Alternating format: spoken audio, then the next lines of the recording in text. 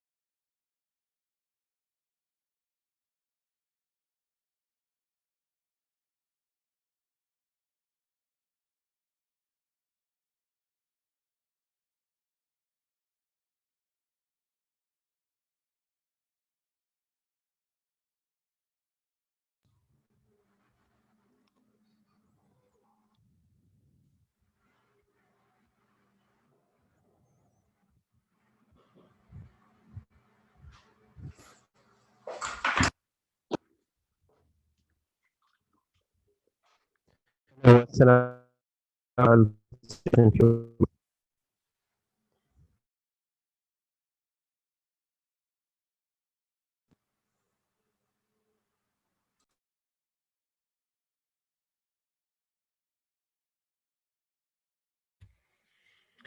Assalamu alaikum wa rahmatullahi wa barakatuh. Brother Adnan, आपकी voice, it was breaking. Can you speak again? Walaikum assalam wa rahmatullahi wa barakatuh. Are you able to hear me now? Yeah, this is better, much better. Okay. That was just a morning sound, you know. Okay, got it. Jazakallah Okay. khair.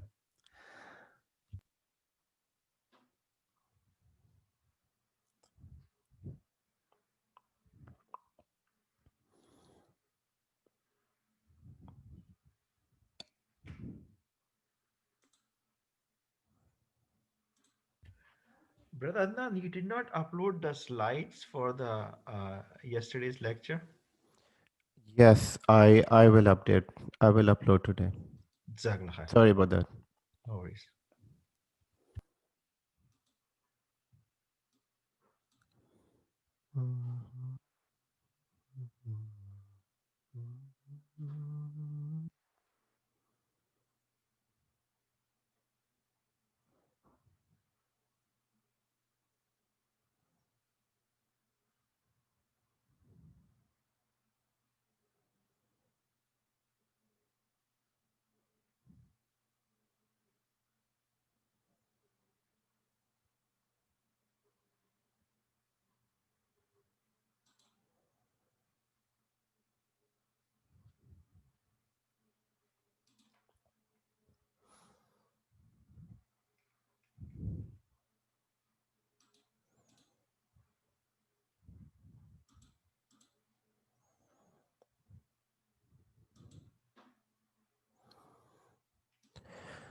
Okay, guys, let's begin. So today, let's start with yesterday. So I'm going to quickly overview what we covered yesterday. Yesterday, we learned about S3, which is a storage, and I'm going to review everything from yesterday and start today with a new topic, databases. But before that, let's quickly create a lab for us. So this lab will help us during this with working with databases. So in this lab, what we need to do is we need to create a new user.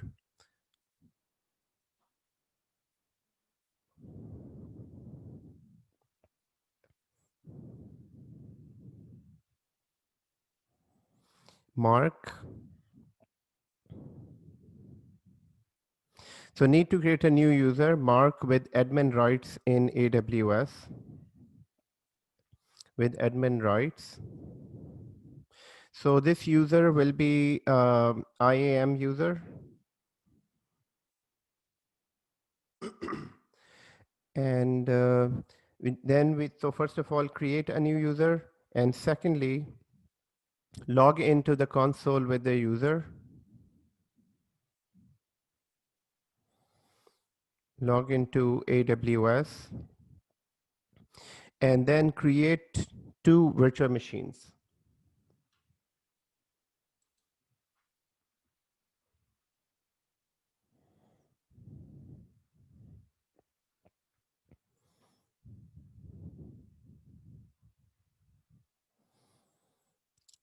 Create two EC2 instances.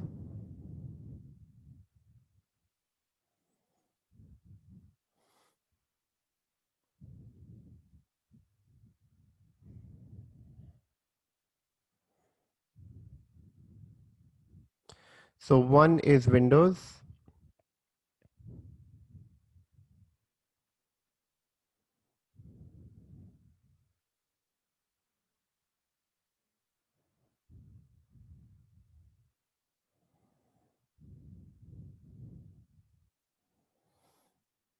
and one is Linux.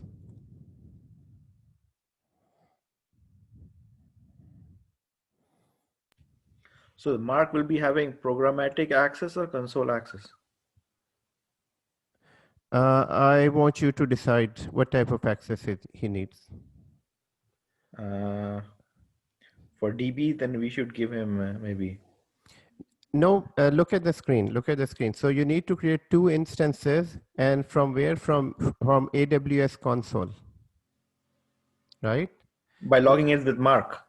By logging in with Mark. Yes. Okay, so console access. Yeah. Yes. Yes. So yeah. So that I want you to decide, and try to create that in 15 minutes. So you have 15 minutes to just create this all. So these are the machine names. So first one is Windows and second one is Linux.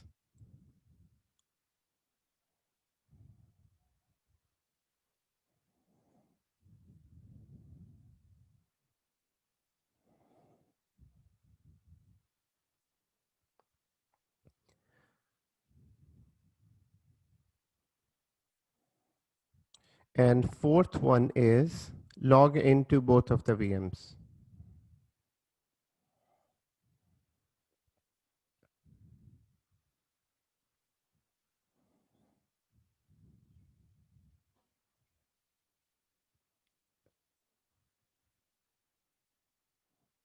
Once done, just share a screenshot.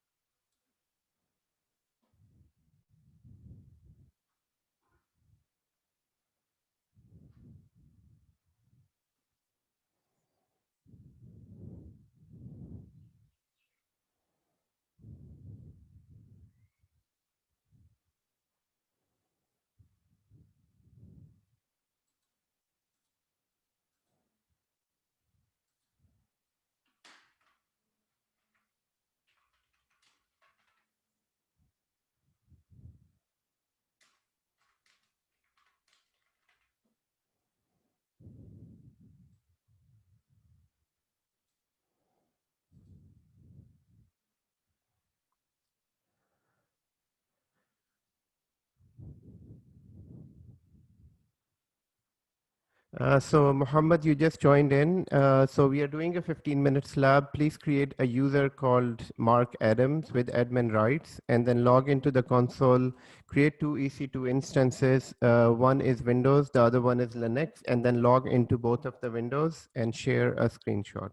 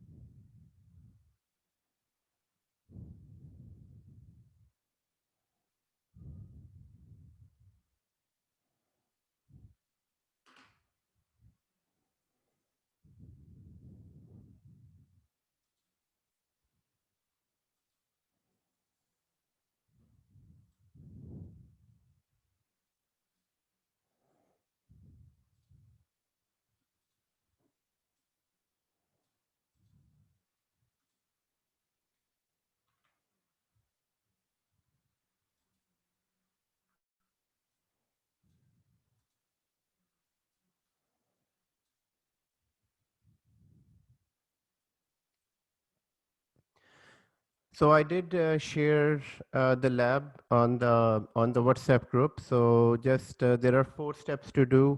One, create a user called Mark Adams with admin rights, log into the console, and then create 2 EC2 instances with the name pass win001 and pass linux001, log into the instances, and then share a screenshot.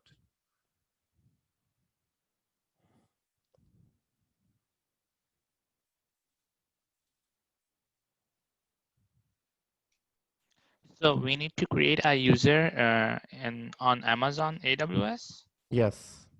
Okay.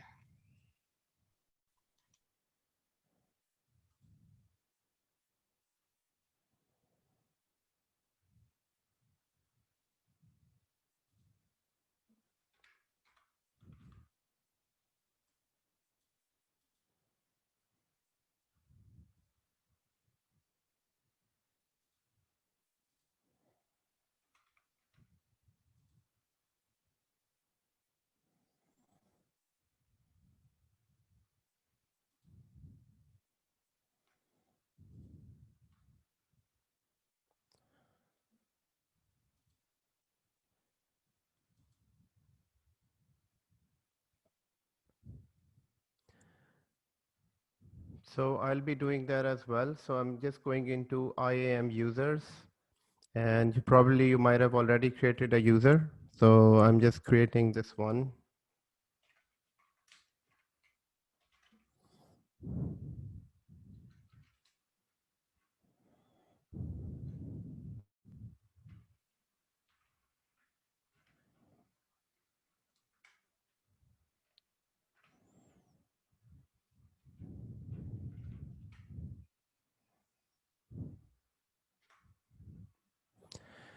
I will provide both type of access, programmatic access and management access.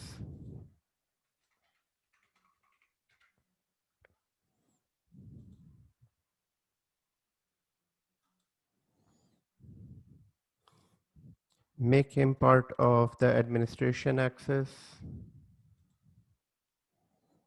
If you don't have a group, you can create a group for admin.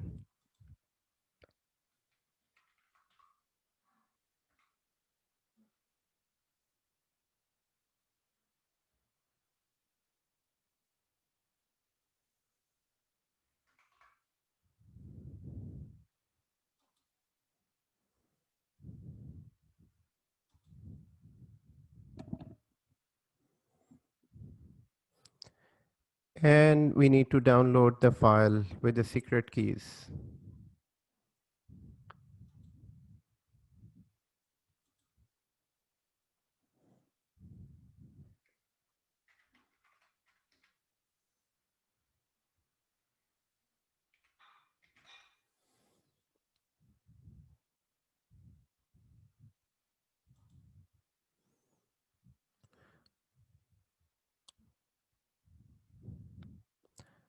So user is created.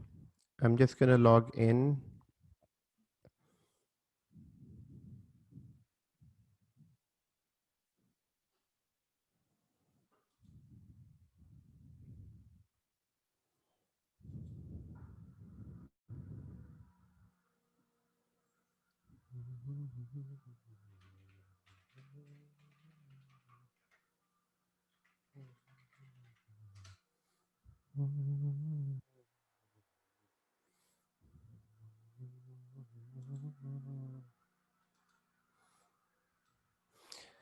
So I'm logging in to Chrome with the other user and logging into Edge with my own user, the previous user.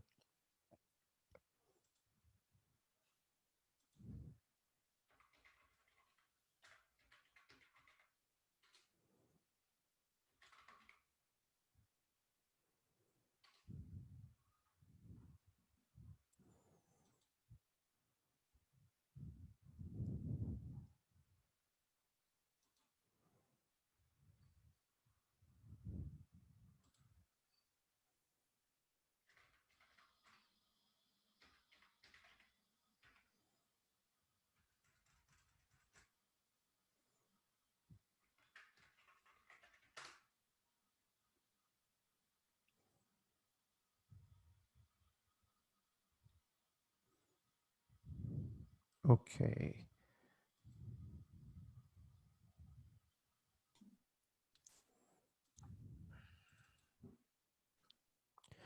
Are you done? Assalamu alaikum, Ajmal. Ajmal, what we are doing, we are we are doing a quick lab, and the lab is shared on the WhatsApp group.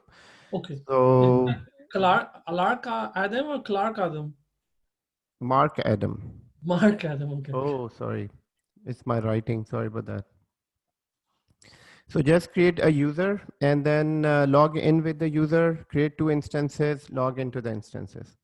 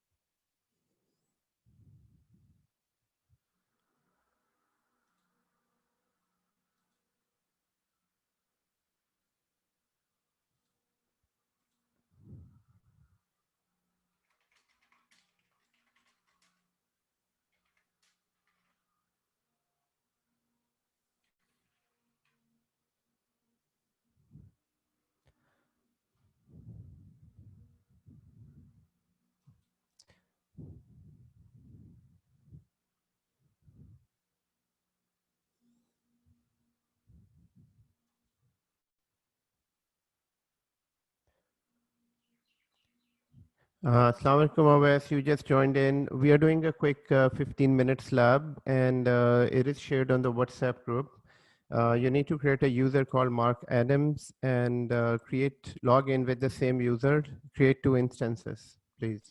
It's on a WhatsApp group. Okay, let me check. Sorry, I'm a little late. It's okay, no problem. Walaikum Salam. Last thing I got on WhatsApp group is that your notes from the last lab.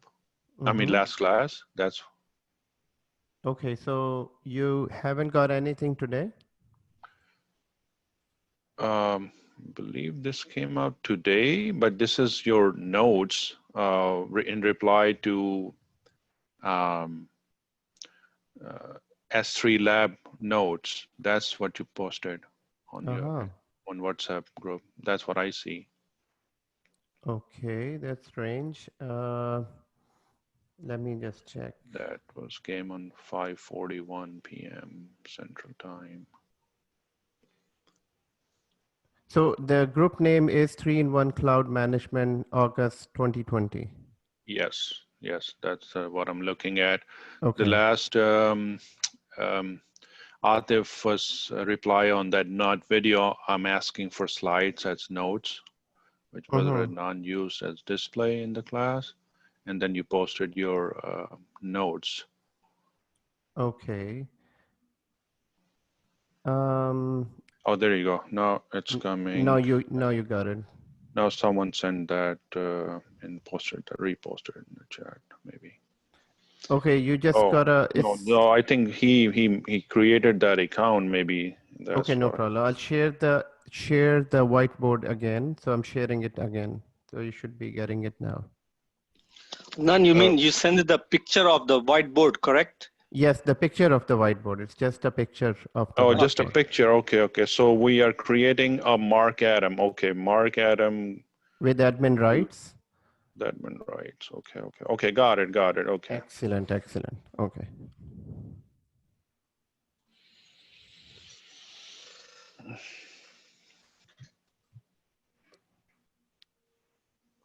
Okay, Shakil, you logged into the user to Linux machine, and also you need to log into the Windows machine as well. I'm doing Windows now. Okay.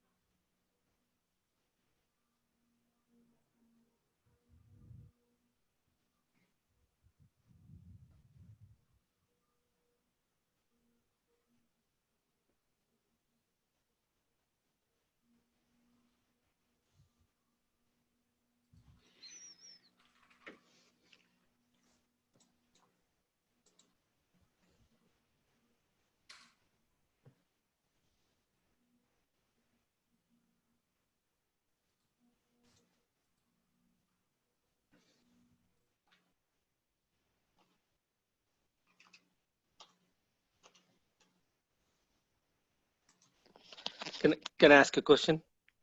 Yes, please go ahead.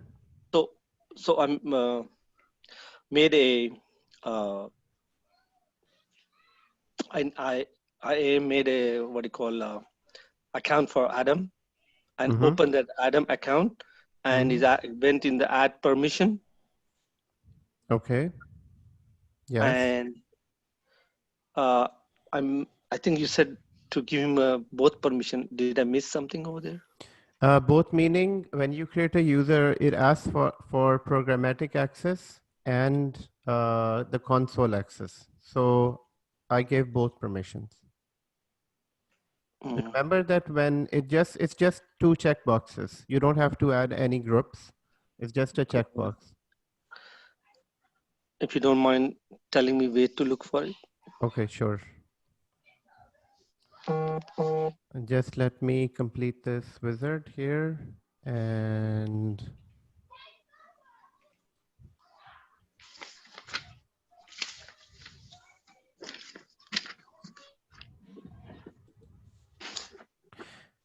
okay, so are you looking at the screen? So when you create a user, you know that you need to go to IAM, right? And when you go to IAM, you can create a user by Done. going to users. Yeah. And then right here, you need to provide a name. And these are the two types of access: programmatic Oh, access and AWS management access. Okay. And okay. So I did one. So can I go back and add another one, another access? so which one you did? Console The access? top one. Oh Oh, no, add management console access. Correct. yes, you can do the other one as well, going into the user's properties, but it's fine if you haven't done that. Create another user with your own Going. name. Okay. So are we supposed to, so you're saying we're supposed to create a programmatic access? Both of them, programmatic access and the console access. Okay. How can we modify, sir? Because I gave only console access. I don't want to create another one. I want to just modify. Oh, Okay, you so should have shared, Shakil. it should Oh, be in the properties. Let me create this user. I'm sure you'll be able to find that out. But let me create this user. I'll check that out. You know, the idea behind this is just to have more and more hands-on practice. Every time when you work on the cloud, you might not remember what you did in the last lab. So it's just a practice. And and sometimes if you don't remember the option, it's okay, because there are so many services, there are so many things that we do in the cloud, and especially in multi-cloud environment. So it's fine if you can look at the help, or maybe just quickly Google how do you provide that type of configuration. But the thing here is, try to do that in the least amount of time. Try to do that, I mean, as fast as possible.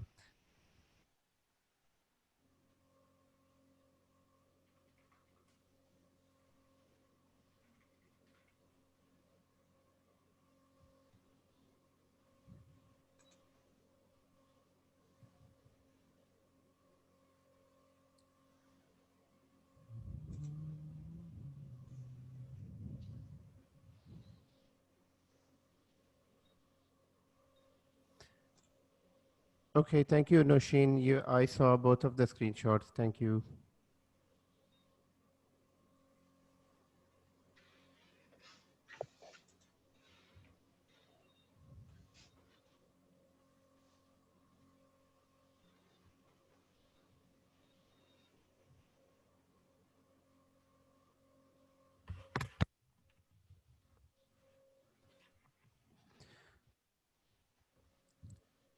And Noshin, were you able to log into both of the instances?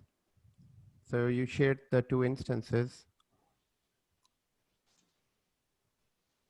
Oh, yes, you did. Okay, thank you.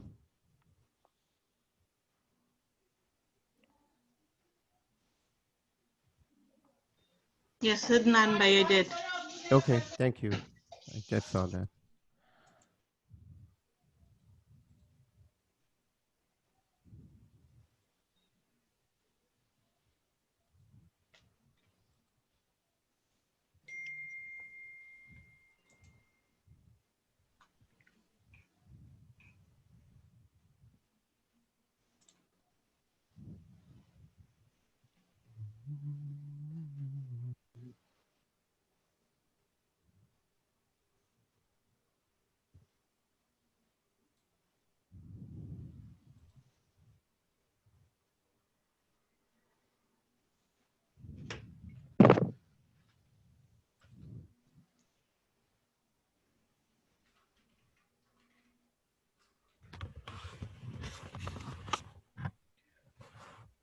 To reset the access, do we have to log in as a root user or what? Reset the access of an admin user. Yes, you need to log on. You need to log in with the root account. Yes. Because we created Mark, right? I need to modify the permissions for him. Yes, for sure. So you need higher permissions in order to change any access. So need to log in with the root user, or maybe you can log in with the, so we have two consoles, right? So you can log in, if you're already logged into the other console, you should be able to make changes to Mark. Yeah, I did not log in to the root with the another console to the root. Okay. So, and do which browser are you using? Chrome or Edge? Chrome. Chrome. And do you have Edge too? Yes, I have Edge. I'm going to Okay. do that. Yes. So on the Edge, maybe log in with your original user. And normally you use IAM account or root account? I am. IAM. Okay, that's fine.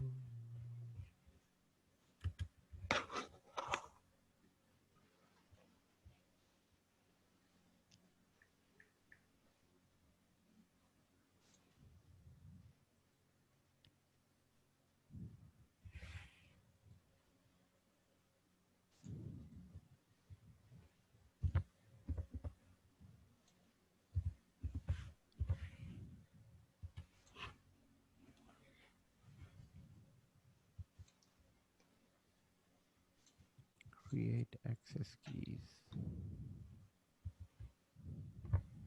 Right.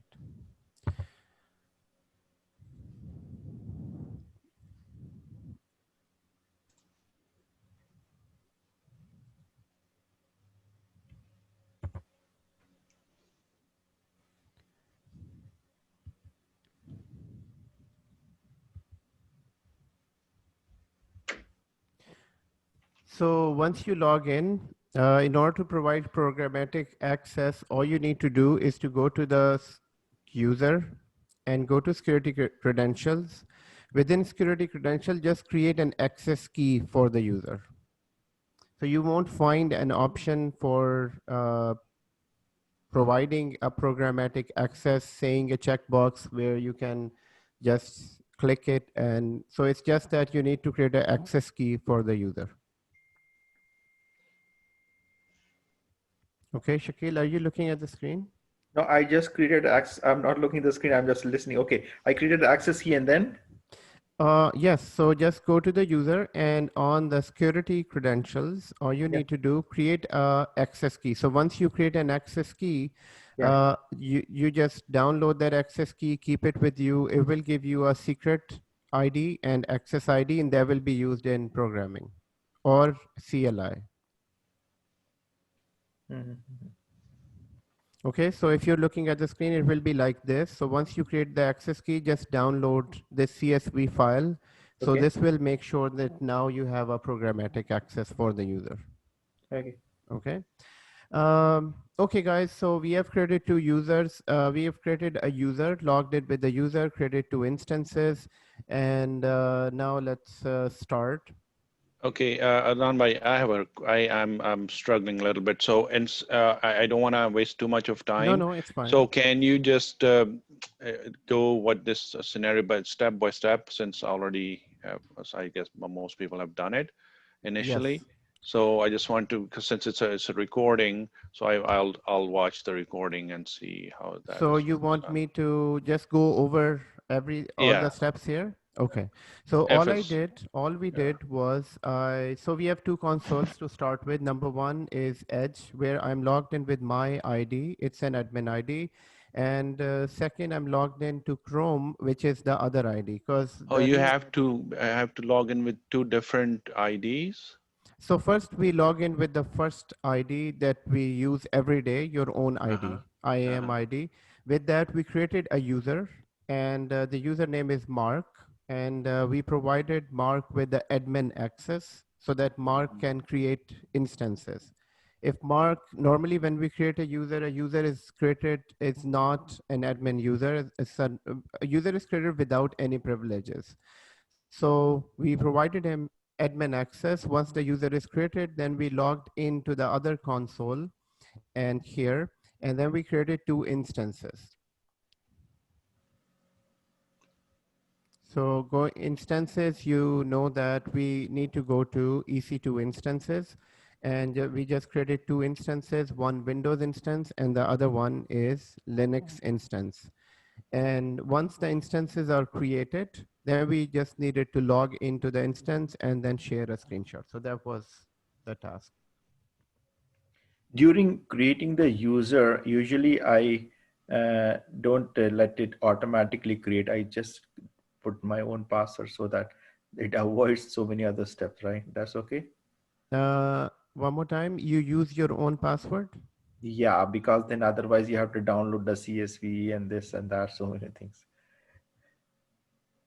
Okay, so when you create a user, it asks for a new password.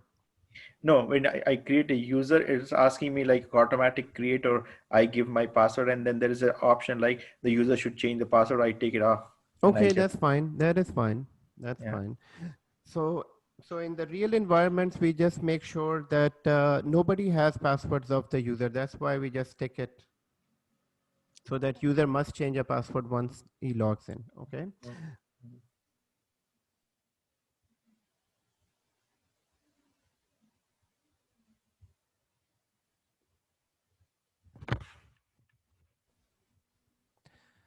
So, okay, so this was the lab. We'll just leave it as is here. And let's quickly jump over to the slides and see what we need to do today. So the reason for these quick little labs, and every day we'll be doing labs, and so in order to, so the objective behind this lab, the objective behind this is that we should be able to complete the tasks as fast as possible. And in order to do that, we just need to practice. So practice meaning complete the video labs in the next week. So we have before the next lecture, there will be, 5 days. I know everyone is busy, but since we are in the training, so I would request everyone to complete all of the labs. Once by maybe following the video step by step, each step at a time, maybe just moving back, pausing the video, and in any way possible, and make notes out of the video, and then complete the lab. You should consider the lab should be completed when you will be able to do the lab without instructions, or maybe from your own notes. So there will be maybe 4 or 5 more lectures in this training. So before we can end with this training and start a new training, I want everyone here to be comfortable with everything that we have covered. And in order to prove that you're comfortable doing everything that we have covered, I will provide you with a custom lab. So in the custom lab, it should be a breeze for everyone. Just go through everything on your own. Okay. So today is, and I saw the messages. I think there is a confusion between video 4 and 5. So again, I have all of the videos and I will upload them. And today I will fix that issue as well. And also I'll upload the slides as well. Sorry about that.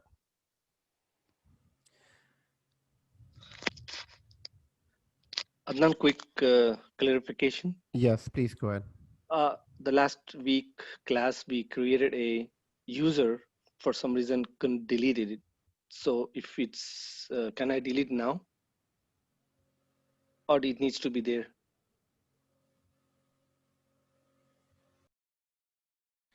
Last week we created a user. You can keep the user there. There are no charges for the user. But if you want to just clean that up, it's fine as well. Was that your question?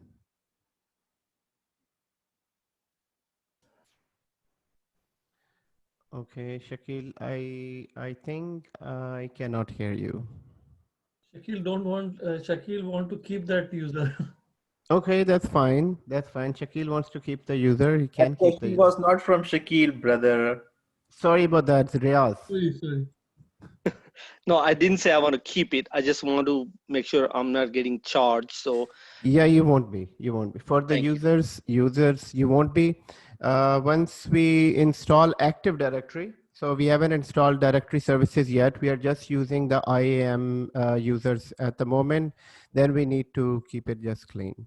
So guys, day 4, we started with storage, understanding storage services. Each and every service in a cloud is very, very important because all of these services make up the complete operating system. Why am I saying an operating system, guys? Cloud is nothing but a huge, huge, big operating system. Idnan, I'm sorry, I have a question. Yes, please go ahead. So I was going through the videos, and on class 4 video, it's actually the class 3 video. Right. So I was wondering if we could get that fixed. Okay, sure, for sure. I'll fix that today. I'll fix that today. Thank you. Yes, make sure that all of the videos are aligned. Okay. Um, Okay, so day 4, yesterday we started with understanding the storage services. The storage services are, there are these storage services. Now, the important thing about these all services within the cloud, it's very important because it's a huge, big operating system, and it's so storage, networking, EC2 instances, security, everything makes up that system, and that's how all of the applications work together in a cloud. So for understanding purposes, so yesterday we covered S3 storage, security groups, Glacier, S3 buckets, work with S3 buckets, cross-region replication, lifecycle management, and static website. Now this is just a storage service, meaning it's just a disk. But in the cloud, it's important that we understand we need to know how to navigate inside the cloud. If you ever need to create, let's say, a lifecycle management rule, so you should be able to directly go into the S3 bucket and then go into the management, and you should be able to create the bucket. You should be able to create a lifecycle management rule. So this can only happen if we have that practice. If we have enough practice. Without practice, guys, trust me, these services, there are so many services, and the cloud is changing all the time. Cloud is changing, but these main services remains always the same. They just keep on adding more services, but the main terminology, main technology remains the same. Will you be able to, do a short video or lab for that cross-region replication? Yes, I will. So I will be making all of the videos in S3. So creating a bucket, connecting to a Glacier. And then the cross-region replication, lifecycle management. So all these videos will be there, the lab videos. Thank you, sir. You're most welcome. Okay, so one thing that I wanted to share from yesterday was the Glacier. Now, Glacier is a place, we know that the Glacier is a place where we archive our data. So it's just that other older USB where we keep all our archives for the last 5 or 10 years. Now, Glacier, we have already seen Glacier with lifecycle management, but there is a special service for Glacier as well. So if you want to keep, so one way you can keep data in Glacier is by lifecycle management rule. And remember that we did that yesterday, where you can say that all of the data that is more than 60 days old should be moved into IA. And then when the data is more than 90 days old, moved into Glacier. So this is where the data moves to Glacier. Now you can have a Glacier partition, you can have a Glacier storage as well. Other than this rule, you can have a Glacier storage where you can directly keep the data without even the rule. So that I wanted to share today. before we can start with databases. And in order to do that, we can go to services, and within services, there is something called S3 Glacier right here. Now, within Glacier, all we need to do is to create a vault. So there is something called, we need to create a vault here. Vault is, again, they're calling it a vault. It's just a storage space. And S3 Glacier is an extremely low cost storage services that provides secure, durable, flexible storage of data backup and archival. So we need to create a vault. Once you create this vault, it will ask you for the name. Now this vault will be used for since it is the cheapest storage available. So sometime your company would like to just dump all the old data into AWS cloud, and then they would ask that which type of storage would they need to transfer data to. So when you need to transfer data from your physical environment, there are two options. Actually, there are few options. So one option is S3 storage, and within S3, we know that in S3 there is standard storage, inexpensive storage, there is intelligent tiering, and all these storages. But what is the cheapest storage? The cheapest storage would be S3 Glacier, where you can automatically move, where you can move data either by the lifecycle rule or directly just upload the data, everything in the Glacier. So in order to create the vault, but one thing to remember about the vault is that it will take time to create this vault. And here you can see that a single archive can be as large as 40 terabytes. You can store an unlimited number of archives and unlimited amount of data in S3 Glacier. And basically this is for archiving purposes. So, and remember in archives, the difference between S3 and archive, number one, it's cheaper. Number two, that the retrieval time will be slower. So I'm just gonna create. Adnan, I have one question. Yes, please go ahead. Like you're creating a Glacier S3 Glacier. The same way we have to create a intelligent tiering. Intelligent tiering is just the S3 bucket. So when you're creating the S3 bucket, there you can select that if you want to go for standard or intelligent tiering, or you can change the standards anytime when the bucket is on. So intelligent tiering, standard, and IEA1 zone, they are all created in S3. But here we are just creating a Glacier. One more question. So Yes, how please go ahead. the transition, how it is moved to the standard to the intelligent tiering? Is it moved by itself just from the transition policy rule? Yeah, from the lifecycle management rule, if you have it, or if you are creating a bucket especially for intelligent tiering, then I would say just create a new bucket, and then from the start, just have it as that intelligent tiering. It means we have to have a 3 bucket. One is S3, one is intelligent tiering, and one is the Glacier. Am I right? Exactly. So it can, yes. So one bucket can be of one type. So if this is how the design of your storage is, then that's how it is. Okay. Thanks.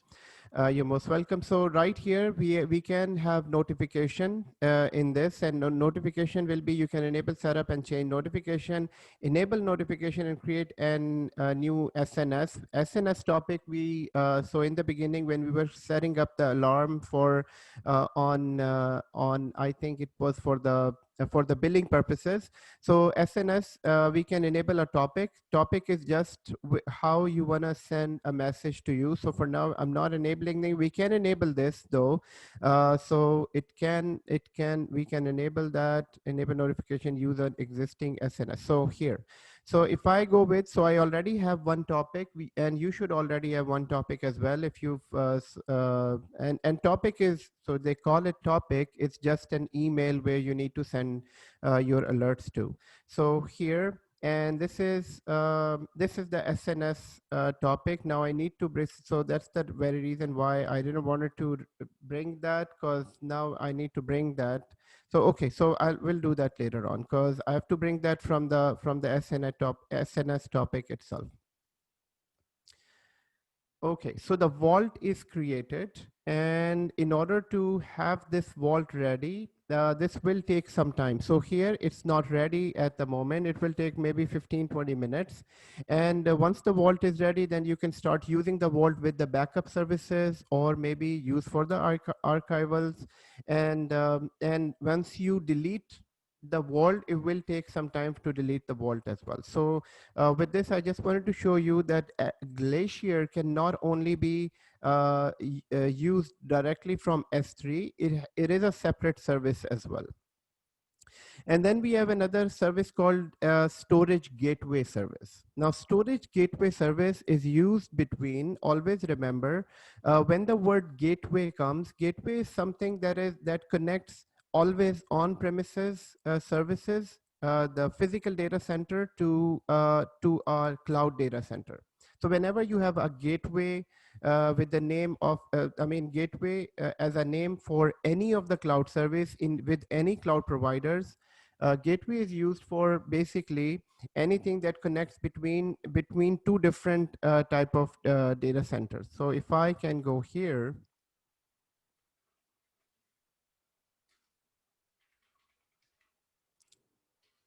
storage gateway. Okay.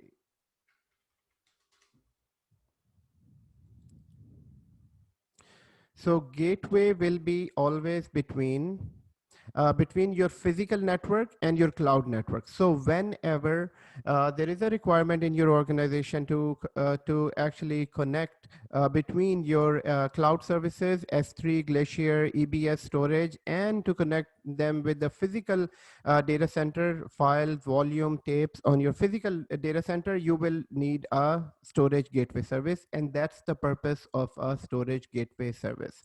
That's it. Gateway service, storage gateway is not storage. You cannot store anything in that.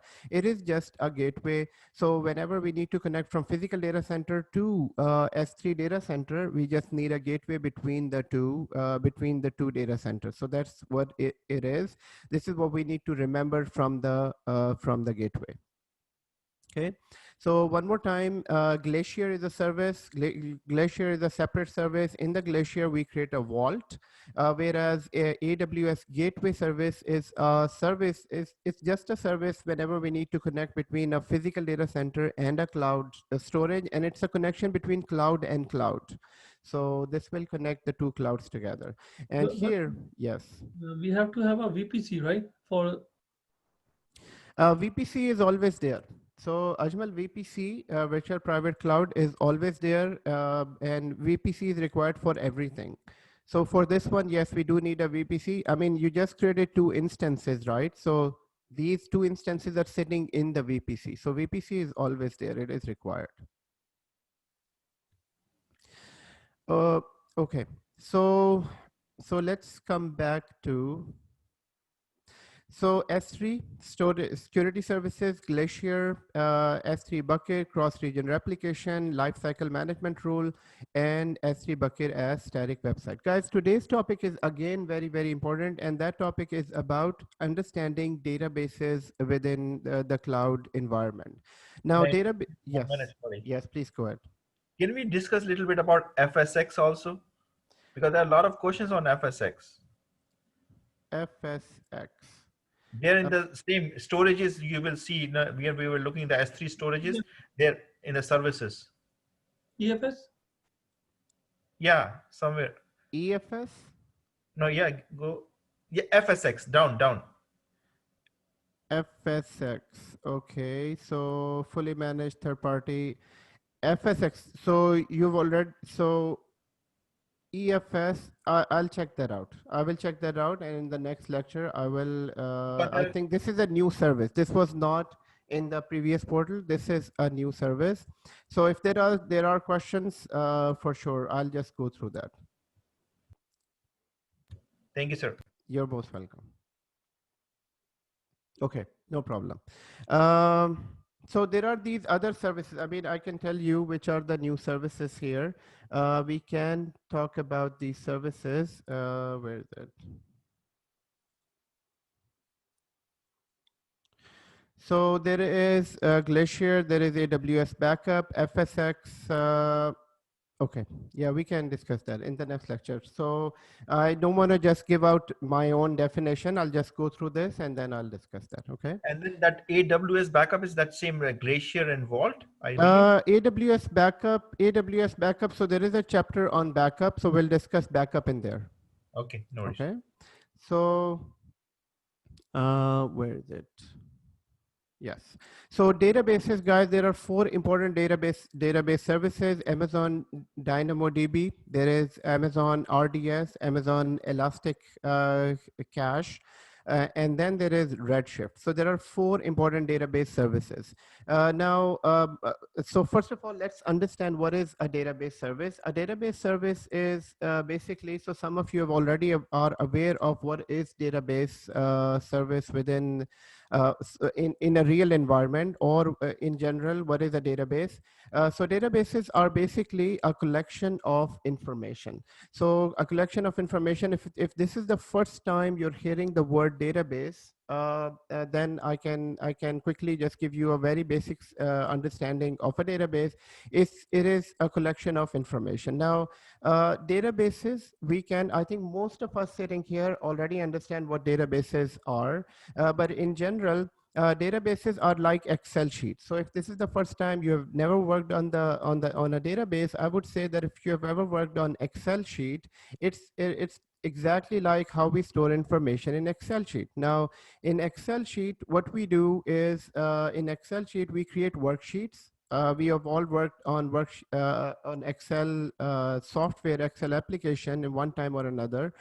So we create Excel sheet, then we create worksheets. And within the worksheets, we have rows and columns. So we have rows and columns.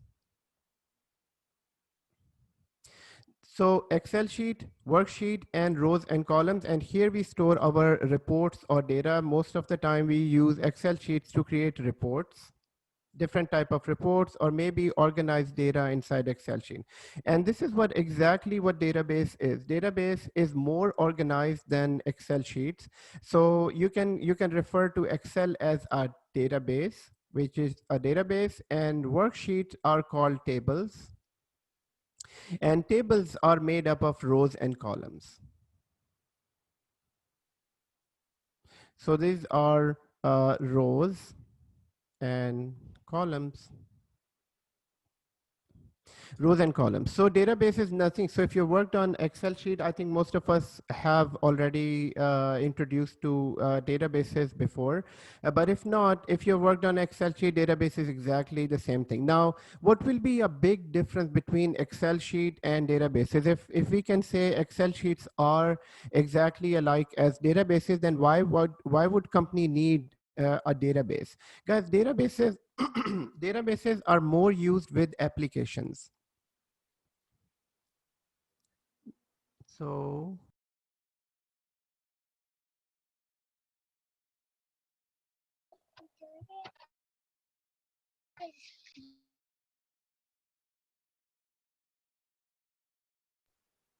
So databases are mostly used with applications. Excel sheet, we manage them manually. So meaning in Excel sheet, I'm not saying that Excel sheet are not used much. In many of the companies, Excel sheets are used for many heavy reports as well. And it's widely used everywhere. For minor calculations to large calculations, we use Excel sheet. But databases are more popular in applications. So financial applications, banking applications. In the background, all of the data is stored in databases, and it is so it is easier to manage the large amount of information. And you can think of huge banks. They run end of the month reports in the banks, and those reports are huge reports with their millions of customers and their trillions of transactions, everything done through databases. So databases are very important part of any organization. All organizations have databases. Now, the second thing that we need to understand, how many types of databases are there? So essentially, there are mainly two types of databases used in many organizations. And those two main types of databases are known as SQL database or structured database or unstructured database. Actually, I should open a whiteboard with this. So first of all, today, everyone, we are trying to understand a database. And the example we started with understanding databases as it's a collection of information.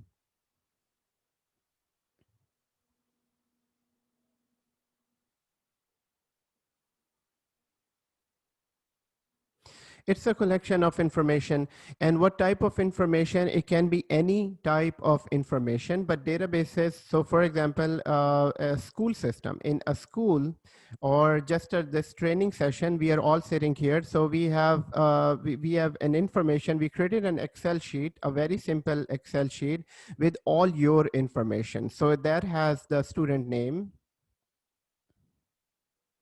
that has the student name, student phone number, and student address, and the course name, training name, and so on.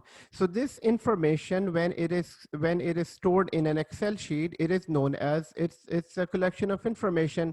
And so this is on a very, very small scale. But if that information, let's say for a very large organization, if you need to keep similar information, it will be very difficult to manage through Excel sheet. This is why companies use databases. So here we might be here maybe 8 or 9 people, and we need to keep that information just for once, and we use them, and after the training, maybe that information or that sheet will be stored in in the disk.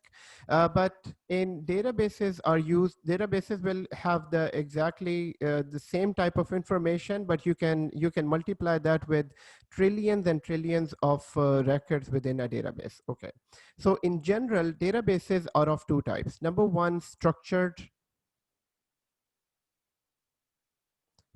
database and non-structured databases. Non-structured databases. Structured databases are those databases where we can store this all information, where you have symmetry in that information. So here I can see the names and phone numbers and addresses, and where you can create tables of information. So we can create tables of information, and it is all structured. So, and what is a non-structured information? Non-structured information is basically an information where you have to store different type of objects, different type of storage within the database. And the example is any social media website, which is Facebook. And on the Facebook's, on the comments page, you can get, people are storing all types of information. So in that box where the people post comments, people are storing text, people are storing pictures, people are storing videos, and so on. So this is a non-structured type of information. Here in the structured type of information, you have data that has where the information is basically more structured. Where if this is a table where you need to store the employee information, so this table will have all the employee information. That will have the employee ID, that will have the employee name and the address. So this type of data, and this table won't have any pictures. This table won't have any videos in this. So this is all information. So this is a difference between a structured and a non-structured type of database. Now, in terminology, the structured and non-structured databases are mostly referred to as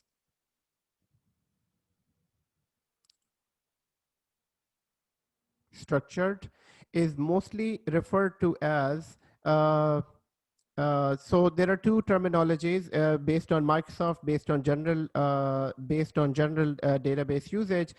So this is referred to as a relational RDS, which is Relational Database Management System, RDBMS. Some places it is referred to as RDBMS, and non-RDS.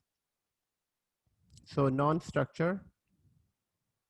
So the drawings will be considered as non-structured? No, drawings will be considered as non-structure. If you need to store drawings, videos, and different. So that will be considered as non-structured information. Yes. So RDS refers to as relational database system.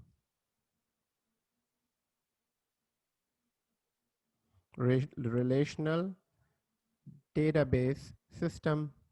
In some places, it is also known as relational database management system. So here we store all of the structured data, whereas non-structured would be known as non-relational database system. So this is a general understanding. So non-RDS, I would call that non-RDS. But in AWS, these both have different names. So in ADS, structured database system would be referred to as RDS in AWS. So AWS RDS service will store all the structured information, whereas non-structured in AWS will be referred to as DynamoDB.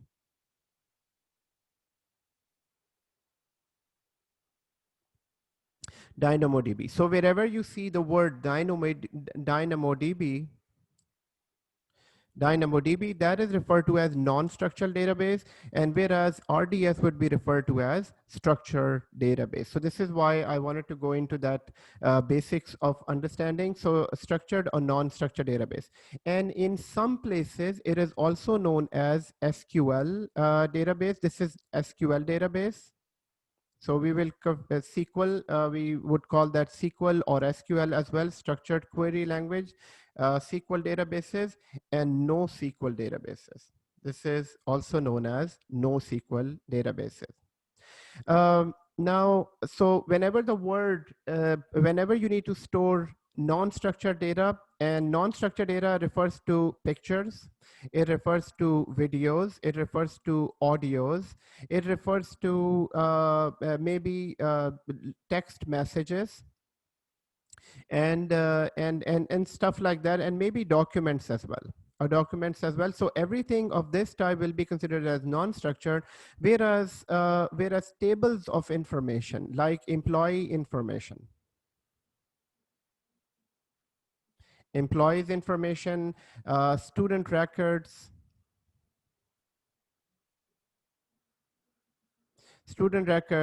and so on. So all that type of information, maybe bank customer information, their transaction information, which is more in structured form. So that will be considered as structured information. So let's understand that just one more time here, guys. Today we are trying to understand database services in cloud, and before we can jump onto the cloud, we need to understand a little bit basics on databases. Now, databases, in order to manage databases, so one thing we need to keep in mind, there are specialists in all the organizations, especially for databases, and those specialists are known as DBAs. So those are known as DBAs, meaning database administrator. There is a full certification track for those people. So in order to manage databases, it is their task. So we are not here to manage the databases.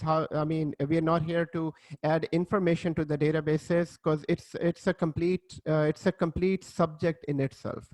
So there are special people that are known as database administrators that manage those databases. So our role as being a cloud admin is to provide the infrastructure to them. So let's say a DBA comes to us and says that, I need a database. Then your question will be that, so what type of database is it? Is it a structured database or non-structured database? This is for our own understanding. They would say, it's a RDS, it's a relational database system. And let's say if they're not able to, so their query can be of many different types, that it's just a simple database system. And they do understand the difference between RDS or RDBMS or relational database system and non-database system. So based on their requirement, then you would create either a RDS type of database or DynamoDB type of a database. So database in general are of two types. Right here, structured database system, non-structured database system. And on the second whiteboard, we just understood that structured database system are known as are stored in a relational database system, whereas non-structured are stored in non-RDS type of system. And in AWS, the important thing that we need to remember in ADS in AWS is that RDS is a structured database system, whereas DynamoDB is a non-structured database system. So in RDS, the data will be stored in the form of tables, rows, and columns, whereas in DynamoDB, it will be stored in the form of pictures. They call it collections, and we'll see that in the slides. So now, based on this quick introduction, let's start again. So right here today, we are discussing Amazon DynamoDB. Amazon DynamoDB is a non-structured type of database where we can store information. And Amazon RDS is basically a system in which we can store a structured type of information, mostly a tabular type of information, employees record, banking record, transactional records, and all. So RDS, it's relational database system. Whereas there are two other services that work with this, with these two. So these are the two main database systems. Now, the third one, which is known as Elastic Cache. Elastic Cache, or sometimes it is referred as Elastic Cache. Both terminologies are fine. So Amazon Elastic Cache is basically, it's just a memory place which is there to speed up the transactions between the applications and the database. Now, Elastic Cache would be something like this. Let's say it's a banking server. So it's a server. So what are we trying to understand? So we do understand a DynamoDB. DynamoDB, it's a non-structural database. So first we will decide, should we be using DynamoDB or RDS? So once we decide that, and who will decide that? It will be your DBA.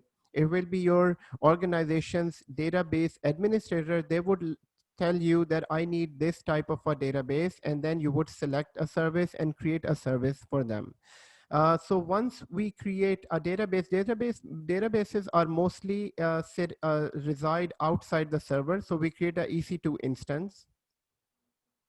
And within the EC2 instance, here you have that banking application where your end user connects to and enter, let's say, creating a new customer record, or maybe creating a new customer in a bank.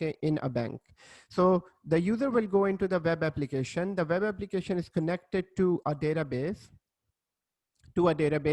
And in this case, since the user is creating a new customer, in this case it will be a RDS type of database. So this will be RDS database, and all of the information, users, customer name, customer address, everything goes into the database from the server.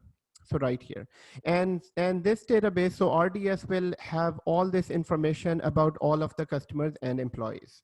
So this is what the main purpose of databases is, that from the application connects to the database, and here the database manages all the information.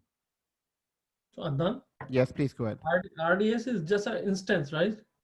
No, RDS is a service. RDS is a service, and in a moment we will create RDS database. Okay, so we will create a database and we will connect it to a EC2 instance. So let's understand that first. Databases works in the backend with the server. So this is one example of a banking server.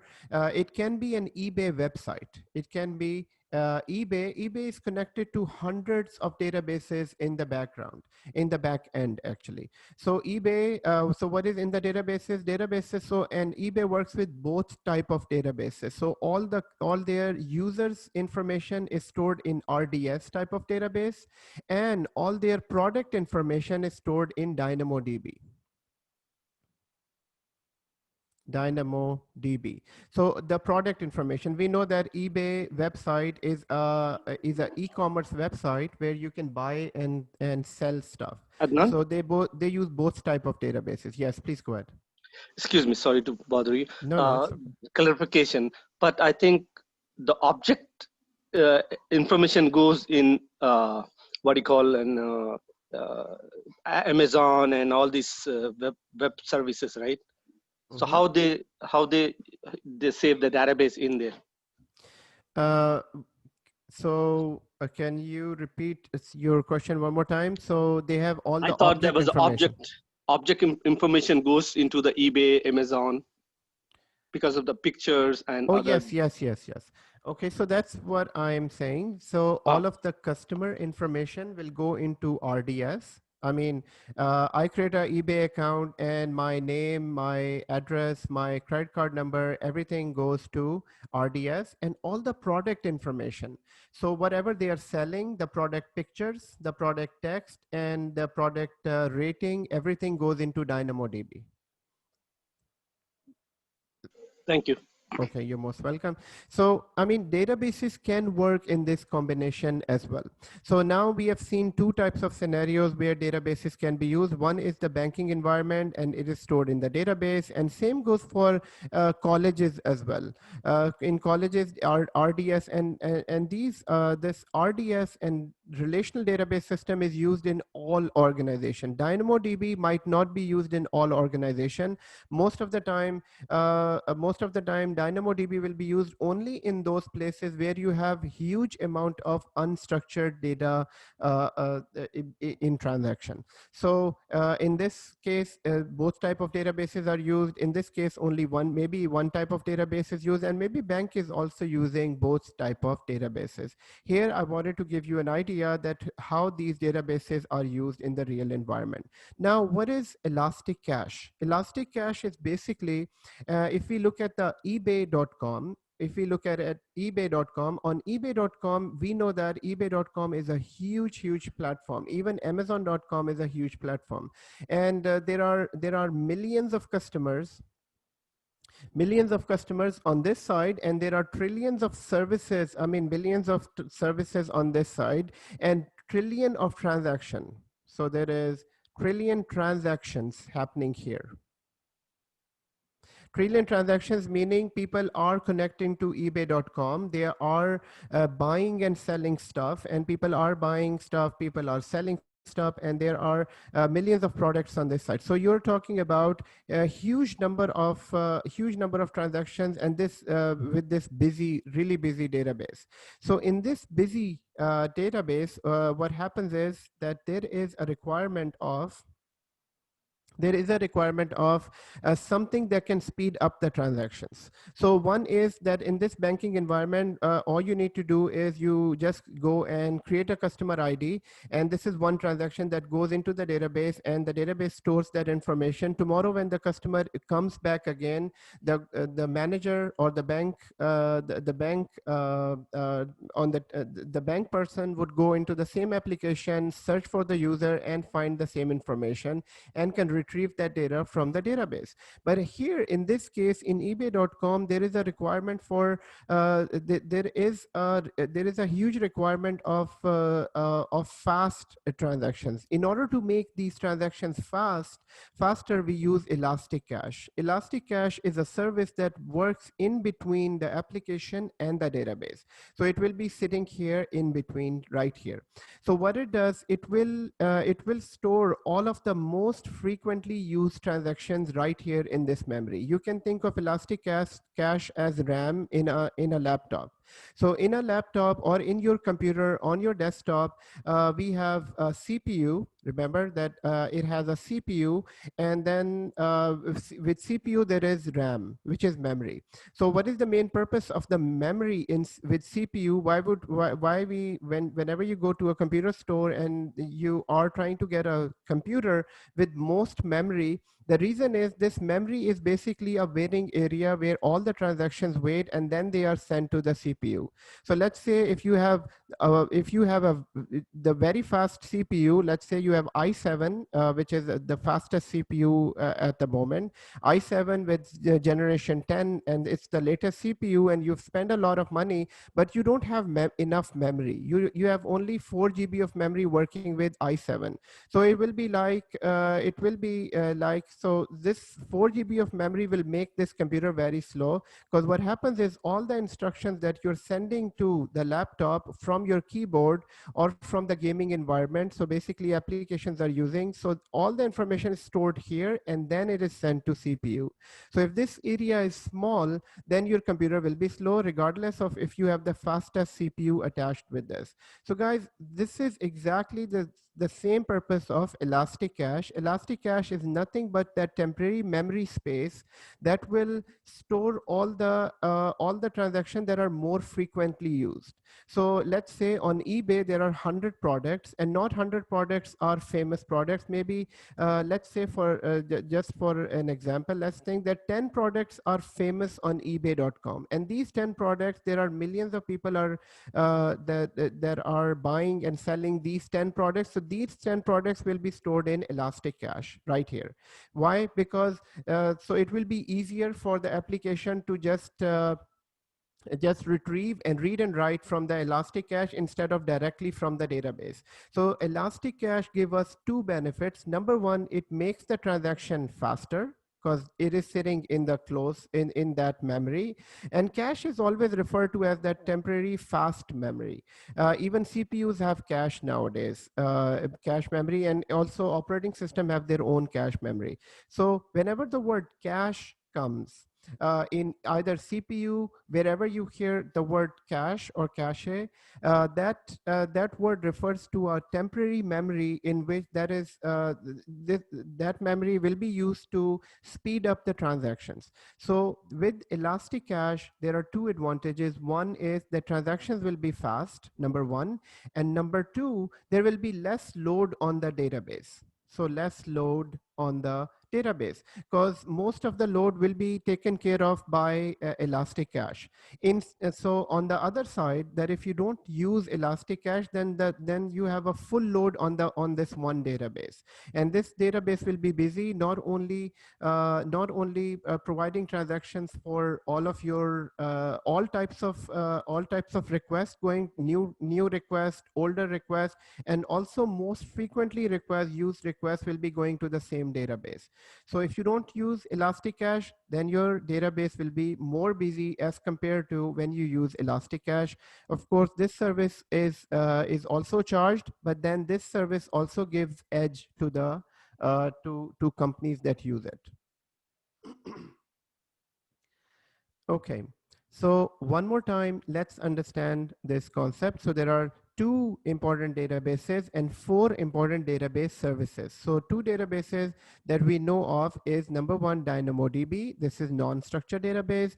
RDS is a structured database, and here you can remember RDS as all of the employee records data, students record information, transactional record information goes here, and all types of pictures, videos, and all unstructured data goes into DynamoDB. And you can also remember that with this website example. So this website has the customer information as well, and also product information as well. And combination of both application is providing users with a complete e-commerce platform where they can sell and buy and sell all of these products. Then we discussed a little bit about Amazon Cache. Amazon Cache is basically a temporary memory. It says in memory cache. So it's a temporary memory. It stores most frequently used in transaction. It stores, so here I'm going to write stores most frequently used transactions.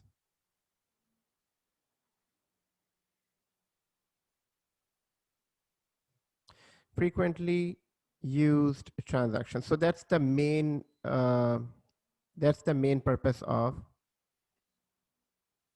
So most frequently used transactions are stored in cache. And here, if you can remember that as store that in your photo memory, that it is sitting in between the application and the database. And here it is, it is giving, it has other benefits as well, but the most two important benefits for interview purposes is that, first of all, it will make the transactions faster because they are sitting in the cache memory, number one. And number two is that there will be less load on the main database. So the next one is Redshift. Redshift is a data factory. So here, this is considered as a warehouse of your database. So it is considered as warehouse. of your database. Now, warehouse is mostly, it stores, number one, it stores a large amount of information in your organization. Now, warehouse in the real environment or real life, warehouse is considered as which stores large amount of information, large amount of products within from the company, and from the warehouse it is distributed to different stores. So thinking of Walmart as a huge big store, but they have huge big warehouses where they keep all their inventory. So all their inventory is distributed. So all the inventory is received here in the warehouse, and from the warehouse it will be distributed to all of the Walmart stores anywhere, wherever the Walmart stores are, wherever the requirement is. So Redshift is that service in AWS that provides warehouse of databases. Warehouse of databases meaning large amount of data is stored here, not only stored here, actually here analyzed here as well. So it provides analytics, data analytics services, data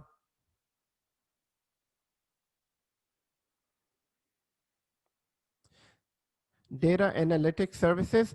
The example of this is the large banking transactions. So large banking transactions that happens at the end of the month, when the banks need to run the end of the month report. And most of the time, if you from the bankers, if you know anyone who is working in the bank, they would say, it's the end of the month and we are very, very busy. I'm very, very busy at work and I cannot take anything extra. Why?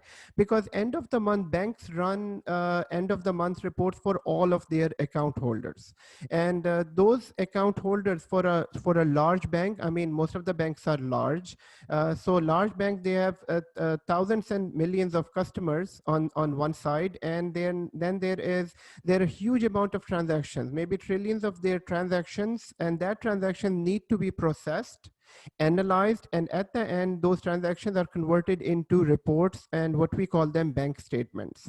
So reports, so these reports and this type of analytics is also referred to as big data analytics.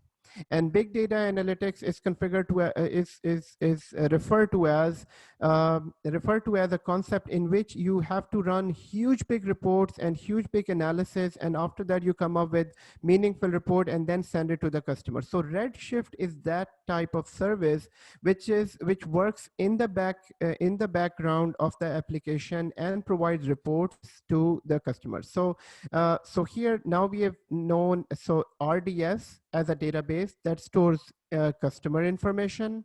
DynamoDB is a database that stores non-structured information. So DynamoDB stores non-structured information. So in this case, it is product information. This is a customer information.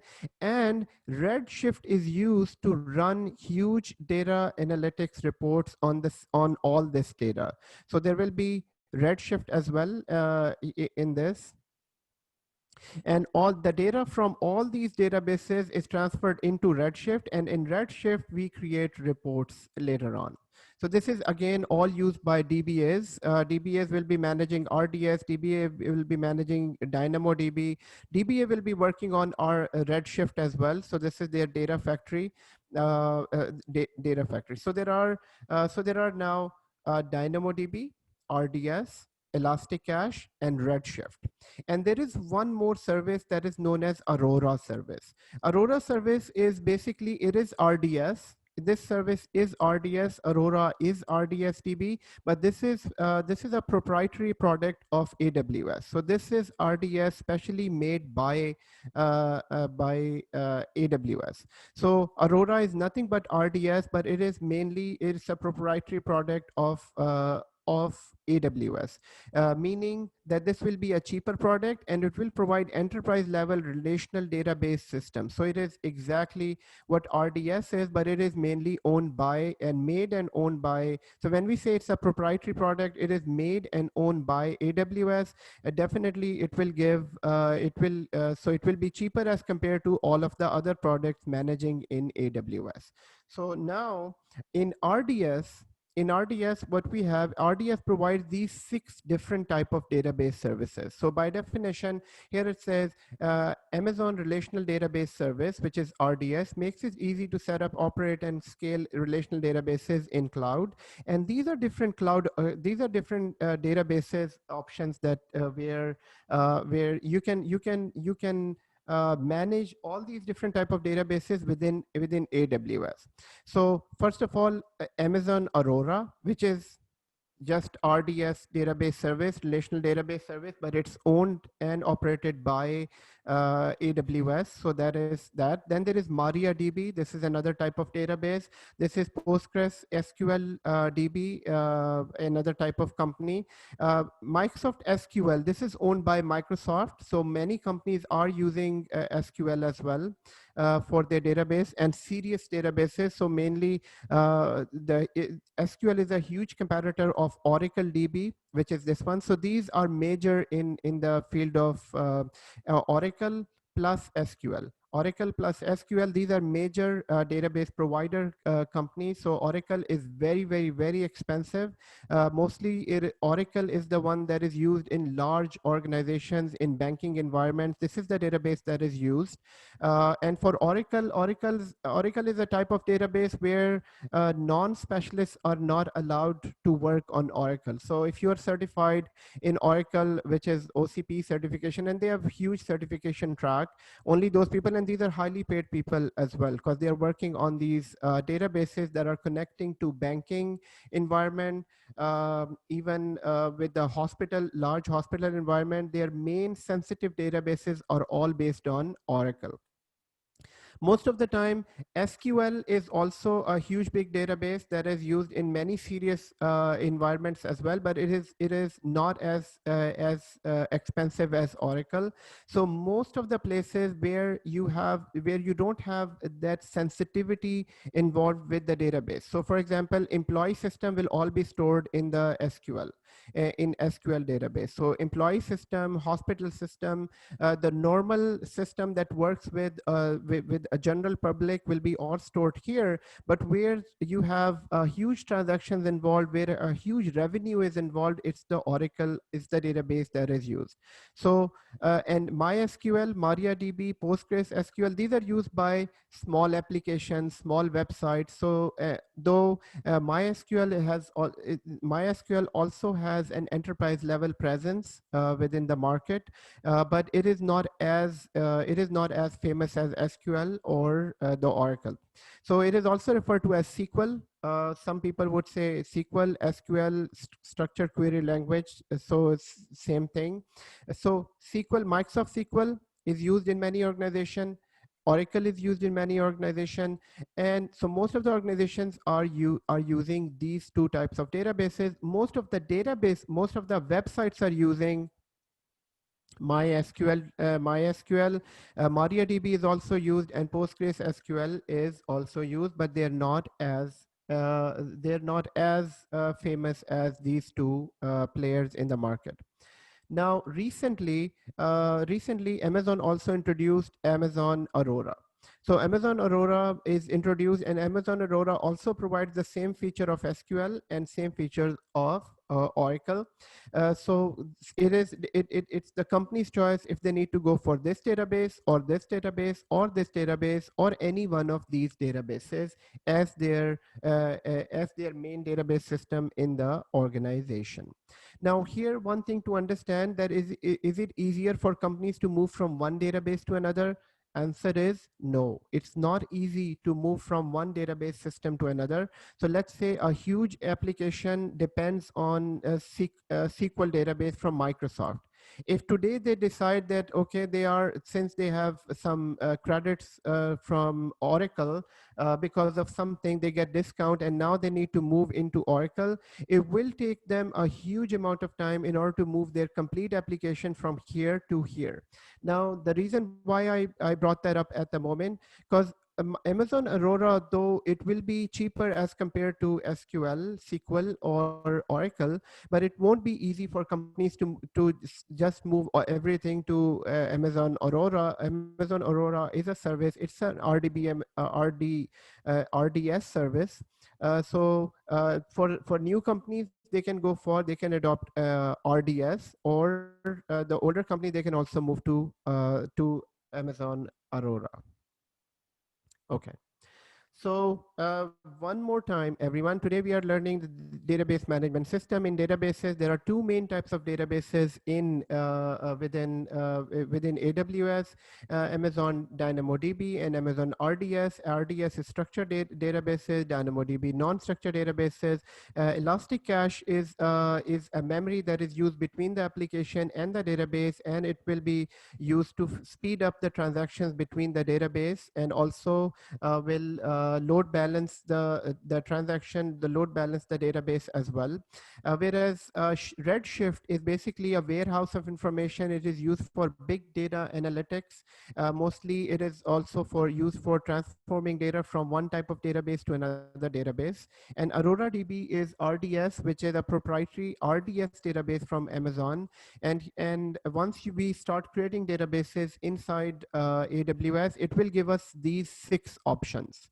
And these 6 options are mostly the main type of databases that are used throughout the world. So either the applications might be MariaDB, MySQL, PostgreSQL, or one of these databases.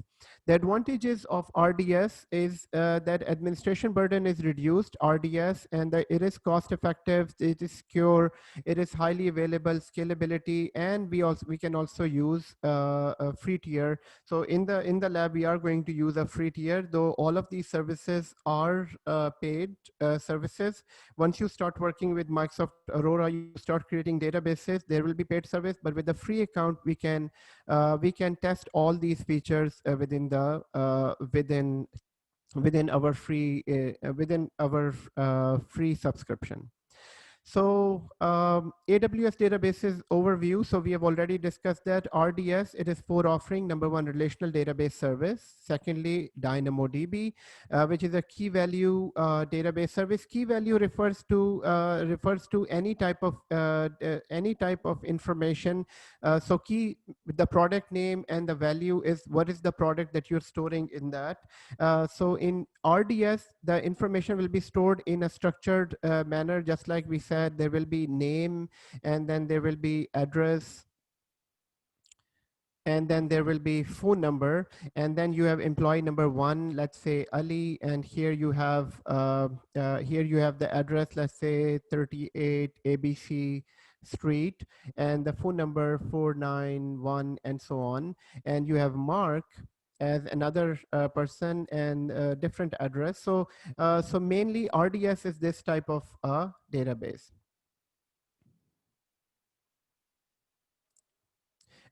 So RDS, but in DynamoDB, you can basically you can store any type of information. So DynamoDB, same information, it will be stored in here.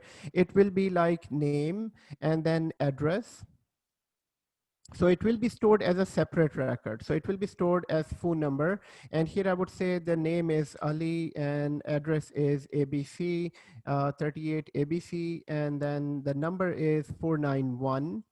So in this, now the main difference, and the second record would go exactly like this: name, address. So it won't be in a tabular form. It will be in this shape. The data is stored. So one difference is it is in the tabular form. Here, it's not in the tabular form. Yes, Riaz, you have a question? So it's like rows and columns, right? It will be rows and columns. Exactly. Okay, but here the point I wanted to make everyone, you're most welcome. The point I wanted to make everyone is that most of the time RDS is tied up with the schema information. RDS databases are tied up with schema information, meaning it's not easy to add a new attribute to a RDS database. Let's say you have thousands of records here within this table, and here you are basically now there is a new requirement that you want to store maybe the city name as well.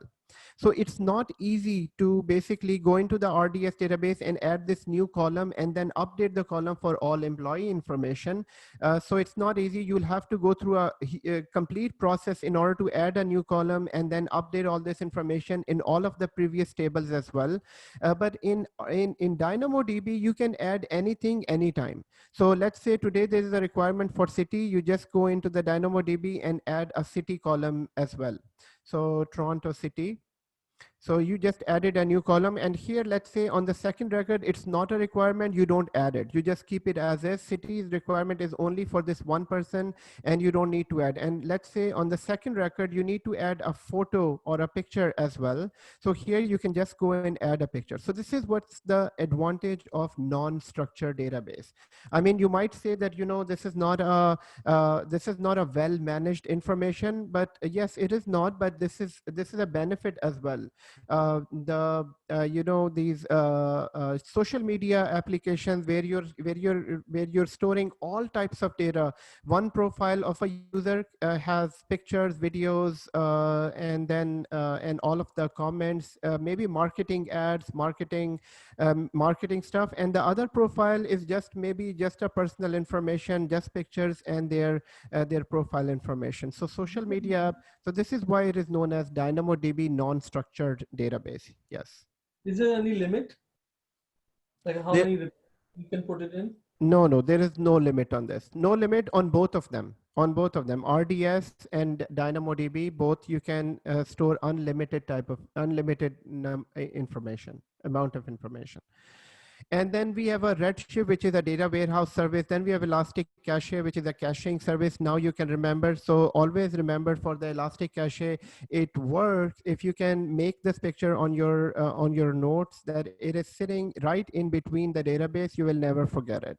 So this is Elastic Cache, and it is just making these transactions very, very fast. Most frequent information stored in Elastic Cache, and the main information is stored in the database. Benefits of databases is fully managed service and data redundancy for durability and reliance and backups and easy recovery. These all features are available for all these services within AWS. Now in here, so must choose according to your needs. So whenever you are basically working with any organization, in any organization, there are these questions that the DBAs you have for the DBAs. Let's say there is relational database system, key value database system, and in-memory database type, which is the cache, which is Elastic Cache. So here you have, if it is a transactional application, an ERP or CRM or e-commerce application, then all three types of databases you will need. You will need Aurora DB, you will need RDS, and RDS refers to that it can be a SQL and it can be Oracle as well. So both, or you can go with Aurora and Redshift will be required for. This is what we said that e-commerce being eBay or Amazon.com. So these are those big sites. And if it is a heavy traffic web page, a web application, e-commerce system, gaming application, you might need DynamoDB. If it is a caching, session management, gaming, gaming leader board, and then you have I don't know what type of information, geospash, I don't know, I cannot pronounce this, sorry about that. So here, this type of application, gaming, probably this is maybe some mapping application, mapping type of application. So for that, you can use Elastic Cache information, Elastic Cache memory. And Elastic Cache is of two types, which is memcached and Redis, and we will look at that when we create Elastic Cache. So I have a question Yes, about RDS Analytics. So the database analytics for RDS is like Power BI or Tableau? Can you repeat your question one more time? Sorry. So you mentioned that so we also have a service for RDS analytics, data analytics. So it's like Power BI or Tableau analytics tools? Okay, so Power BI. So Power BI is is a programming interface. Mainly, it's a programming interface that connects to any type of database. It can connect to RDS, it can connect to DynamoDB, it can connect to anything. So Power BI is that interface that connects to the databases, analyze the data, and gives you reports. Okay, so that's the main difference between Power. So Power BI has its own importance, and databases have these. DynamoDB and RDS has its own importance in the backend. No, but my question is like, for the analytics tools, they will give you the charts and they will give you the like forecasts. So Right, it right. will also does the same kind of things. Uh, so analytics service gives us the power chart, but what can give, and what are you comparing to here on in AWS? I'm comparing to, the forecast charts. Forecast Uh, charts, and which database? Aurora DB, with any RDS. with any database, if you ever see the Tableau charts Right, and right. people are creating also with the Power BI charts. So that's what I'm trying to see. Like Amazon also have that kind of tool in Amazon. Oh, yes, yes, yes. Power BI, yes, Amazon also has the tool, and mainly we use Power BI with both of them. Power BI, I don't remember the tool name at the moment, because Power BI can work with, so in the current project, we're working with Power BI with both type of databases. So your question is, so is there any tool like Power BI in AWS, right? Yes. Right. So Power BI is, so for now Power BI, but I think there is a tool and I don't remember the name at the moment. Okay, that's fine. Okay. But we do know the difference between Power BI. Power BI is an interface with reports and analytics reports, and that connects to all these different type of databases. Okay. Uh, okay, so here this is another example of a use of DynamoDB. A use of DynamoDB. Here we can see that it's when you process when you get a new online order, the order goes to a DynamoDB. Here the order data is stored in the operational database, and there is a Lambda service in between. We haven't covered Lambda service at the moment. There is a chapter on Lambda service as well. Lambda service is a serverless service. So basically, it is where the functions are sitting. So Lambda runs the data transformation code and loads the data into the data warehouse, and from where the reports are generated. So basically, so this is one way of where Redshift is used. So this is just an example where Redshift is used.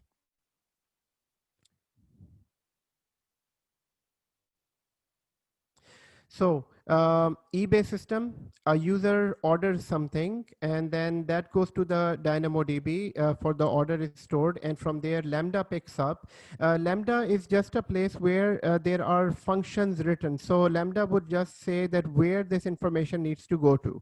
So based on the type of information and based on the trigger, and we will cover Lambda later on.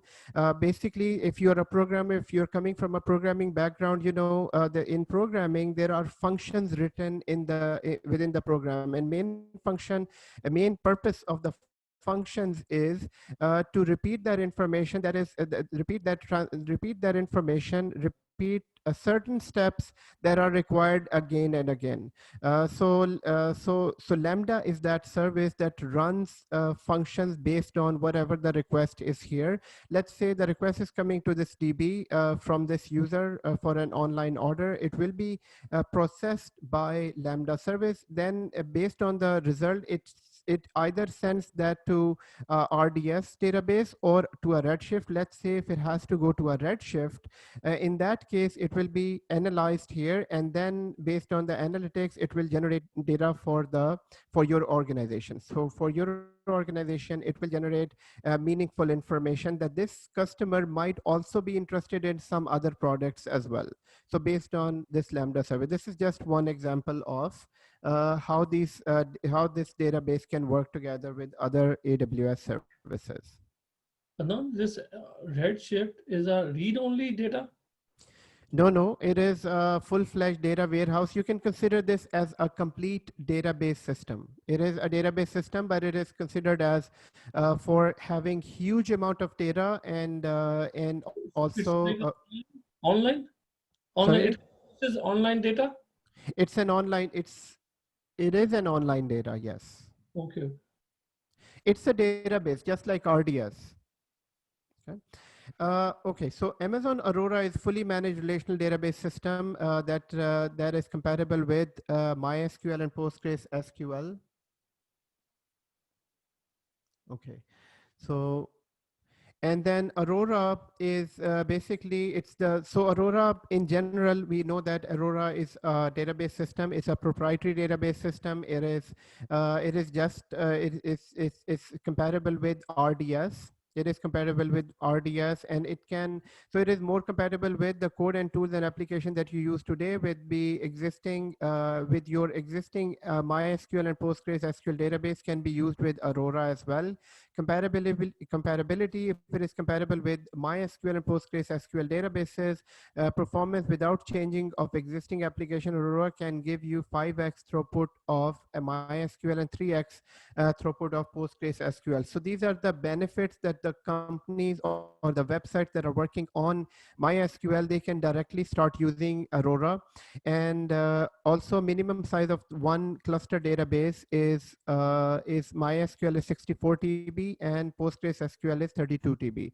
So here Aurora can be used in the shape of cluster as well, and we will be covering cluster shortly. Cluster is basically a group of database servers, one primary server, the other one is the secondary server, and if the primary server goes down, the secondary server will take over. So there are some features of Aurora that you can use right away when you start using it with your applications.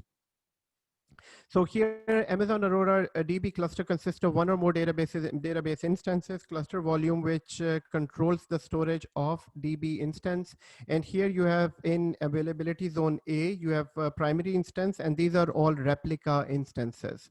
So replica instances mean everything is what. So this is a primary database. All your application is connected right here. So starting from end users are using ebay.com, and ebay.com is connected to Aurora DB right here. So all the transactions are happening between the application and the database on this one. But there are two replicas of this as well. This is known as cluster, where you can create replicas. So you can create 5 replicas of the primary database. Why would you need this type of architecture? For high availability. For high availability, since you have a serious business going on with ebay.com, and you don't want ebay.com to go down on any with any type of interruption. So this is you're providing high availability for your application. If in case this database goes down for any reason, the application can directly connect to the replica information, because these data copies are being updated all the time. As you can see, whenever there is a new transaction, it is written to the database, and it is also written to both of the replica copies as well. So it is both written here as well. So these are up-to-date copies. If this goes down, the others are available. Fully automated? This is fully automatic, yes. So once we create an Aurora DB and we select that one option of replica, create a replica, it will automatically create everything for us. So that's the main beauty of this. You don't have to configure that like in failover clustering in real environment. You'll have to do a lot of steps in order to make this type of architecture. In here, it is automatically done in the background. Okay, and so we will see that in the lab once we create these databases. Now, by definition, we have already discussed that all. I'm just going to quickly skim through this. Amazon Relational Database System makes it easy to set up, operate, and scale relational database services. And Amazon RDS, and I will share these slides with you for your read if you want to just go through this. Mainly, guys, we need to understand that RDS is a relational database system, and it stores structured information. And right here, it's the same thing that we just discussed based on the relational algebra relations among database, and then here databases, table, records, fields, very familiar model, resembles spreadsheets. Yes, so this is what the RDS or relational database system is, where you have symmetrical structured data where you can store the data in this structured form. Relational database system benefits is well-established technology, language and tools integration, widespread talent pool, and here flexible use of via joins and choice of commercial and open source options. Drawbacks are require monitoring, administration, managing backups, and inflexible data schema and scalability. So let's understand this for a second here. Guys, RDS has databases. RDS has all these advantages. Yes, RDS has all these advantages. And since it has all these advantages, all these organizations, which includes banks, which includes hospitals, which includes large colleges, all of these organizations are using RDS. Okay, so there are benefits, companies are using it, and and there is a skill, and there are people available as well. So you need to be certified in order to manage RDS databases. I mean, I haven't seen anyone not certified, I mean, not specialist in RDS, and they're working in these places and to manage these databases. To manage these different type of applications and databases. So there are benefits. That's why companies are using it. But drawbacks is that since it is a serious database system, it requires serious monitoring and administration, because these databases get huge in size, and you need to monitor these applications, and you need to administrate these applications all the time. You need to make sure that there should be proper backups and logs available in flexible data schema, meaning that since there is a huge amount of information, huge amount of tables and information, sometimes it gets more complicated in large organization in order to connect tables to tables and then tables to different applications. So yes, it requires administration, and it is not easy. This is why these guys are paid well as well. I mean, these guys are paid well. Database administrators are really one of the top jobs in the market. So and scalability in scalability limitations, not in general, but maybe for a very large organization, scalability, RDS databases. So this might be a small drawback, but it is complex. It is complex, but then you'll have to manage all these. Then you'll have to manage all these applications.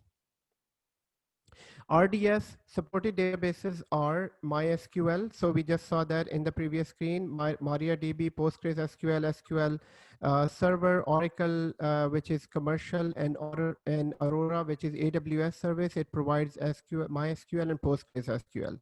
So from this slide, the important point for interviews is that we must understand that Aurora DB is available as a AWS service. This will be a lot cheaper than other services, and MySQL is a free database. So always remember MySQL, MariaDB, PostgreSQL, these are free services to start with. So they offer free database services. You can start with your application with this, but then MySQL and MariaDB, these also come in enterprise level database. They have licenses as well, but start with, these are open source databases. Here, why it says commercial, this requires licenses. So you require a license from Microsoft for SQL. You require license from Oracle to use that in your organization. RDS databases, automatic installation, backup and recovery, updates and patches, log management, in-place scaling. So this is all available within AWS. Just with a simple click, you can start the installation. You can see that we will create a RDS database, and you will see that how easy it is to install RDS database. Also, by just having one click, you'll start, you will have backup. You can schedule a backup for these databases, upgrade patches. Everything is so easy to be maintained within the cloud environment. I mean, on the other side, On the other side, guys, these are the things that are very complex to manage in a physical environment. So why they are feature physical data center, these all things are very complex to manage. This is why these DBAs, they would charge like maybe $100 an hour to do all this on a database level. So anyone working with Oracle with database and doing all this with Oracle database, working anywhere between 150 and $200 per hour. So these features are not just that these are it's just written here and these are simple features. These are not simple. These are very important features. This is why companies are attracted to cloud services. Why? Because this becomes so easy in the cloud. You do need experts, you do need a specialist to manage this, but these are the benefits of the cloud services. In order to take the backup, you have two types of backups here, automated backup. So we will create RDS database shortly, and we will see that we just with one click, you can enable a backup and allow point-in-time recovery within retention period. Excuse me. So within retention period, you can provide a point-in-time recovery. This is just a restore point. Once you enable a backup, you can just restore back. You can also take snapshots as well. So this is a backup. This is a snapshot. So there is a difference between a backup and a snapshot. Backup is a full backup. Always remember, and this is a difference that we need to remember for everything. Even for EC2 instances, there are snapshots as well, and all of the cloud provider and all virtual environments. So cloud is nothing but a virtual environment. So this is a cloud, and we see the cloud services as DynamoDB here. We have Rds database here. We have the EC2 instances sitting here, but in the background, it is just a virtual environment. It is just a virtual environment where you have physical servers, and in the physical servers, you have virtual machines. And then you have virtual machines, you have storage, you have SAN storage connected in a physical server that is referred to as S3 here. So it is the S3 that we see here. In reality, it is just a SAN storage that is connected on a physical server. So this complete environment is provided to us by AWS. So they are managing this environment, and they are saying that all the companies come to them, and they don't have to manage this infrastructure. They can just enjoy the services. So they can use the services. They don't have to go into that complexity. So this is where we need to understand the difference between all these so backups and snapshots. What is a backup and snapshot? Backup is basically a backup of a complete service. So if I'm saying that RDS, I'm taking a backup of RDS, and this is my database. Backup means the complete database will be backed up in let's say in Glacier, or maybe in the vault. So this is DB1, and the complete DB1 backup is sitting here. So what happens if this DB goes down? All you need to do is to restore it from the backup. So this is a backup. But what is a snapshot? Snapshot is only a point in time. It's just a restore point. So meaning this is a complete database, and complete database, which is known as DB1. And DB1, we take a snapshot. Snapshot is basically a picture of this database. So picture of this database. Now, so picture of this database, it seems like, so this is a snapshot. So it seems like that it is exactly like a database. So what if this database goes down? Then can you bring it back from a snapshot? No, you cannot. Why? Because snapshot is just a picture, and snapshot can take you back in time, but snapshot will always require DB1. Snapshot will always require DB1. Let's say you want to move back a snapshot. You took a snapshot, let's say on Monday. And on Tuesday, for some reason, you need to bring the database back to Monday. So you can just click on Monday, and the database will be back on Monday, but you will need the database as well. So database is always required.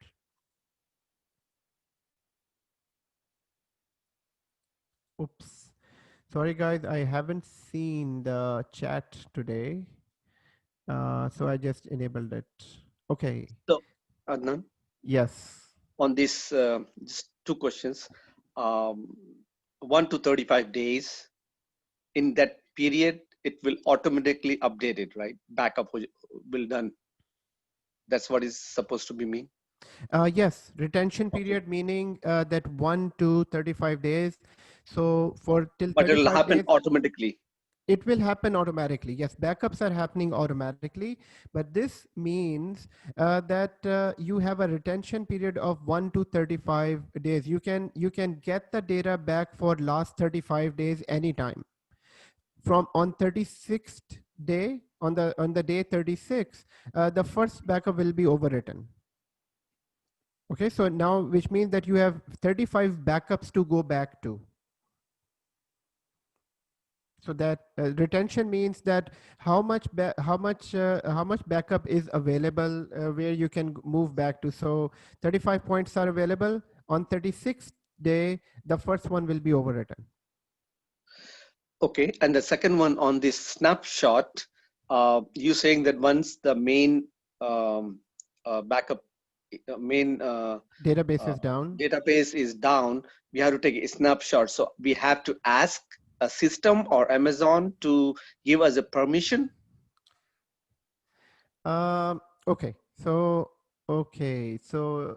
yeah, so no. Okay, so let me explain that one more time here. So first of all, for a snapshot, all we need to do is that we have a database, right?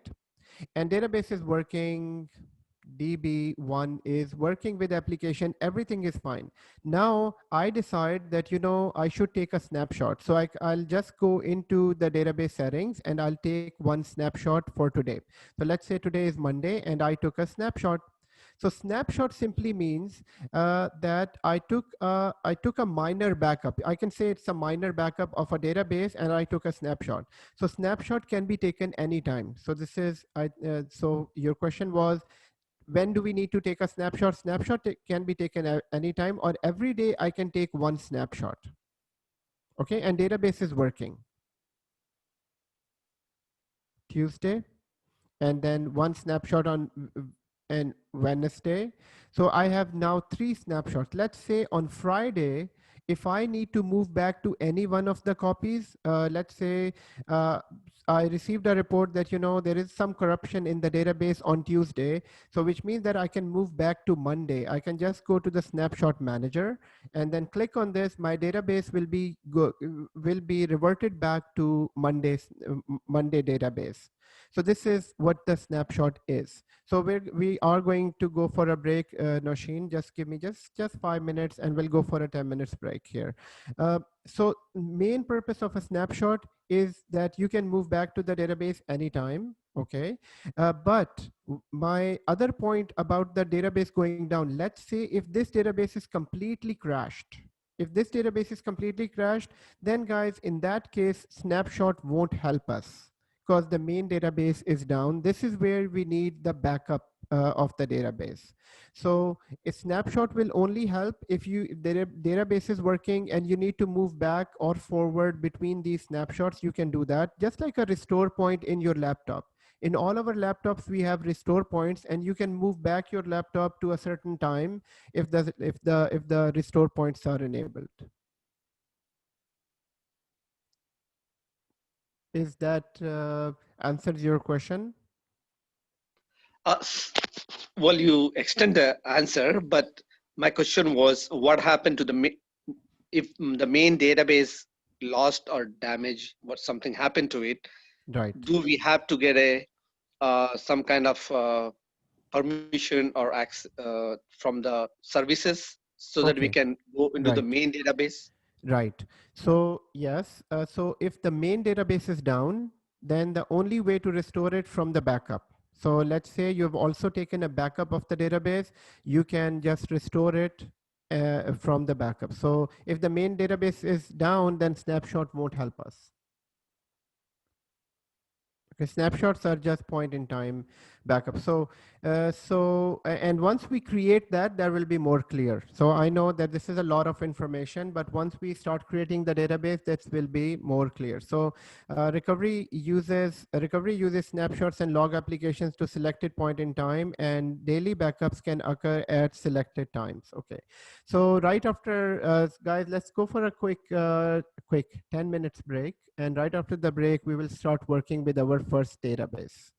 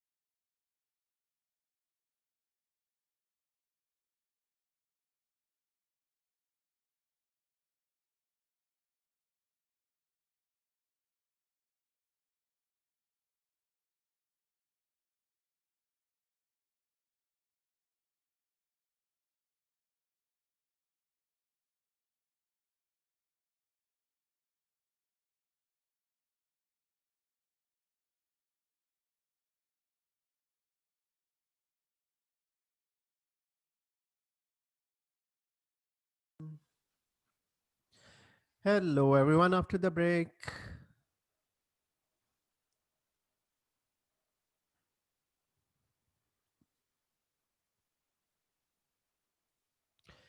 And let's see how many people are present. So please type yes in the chat window if you're present.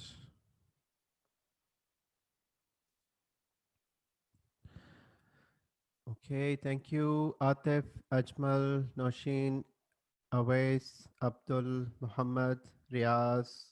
Thank you, everyone. Just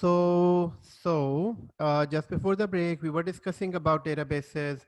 Let's try to make it a little bit more interesting by jumping onto the console and create our database. So let me just quickly see.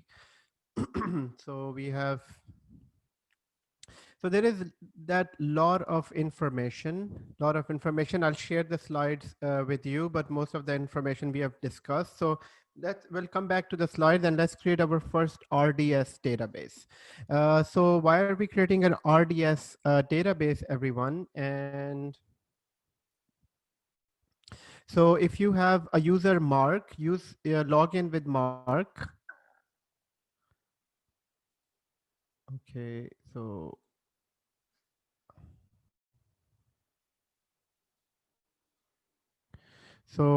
I am where I am.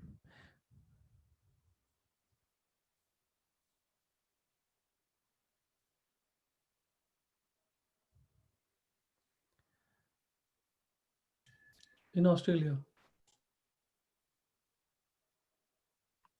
Very funny. Well, actually, I was also about to say the same thing. What's that? Sorry, I missed that. You said you're in Australia. I'm in Australia.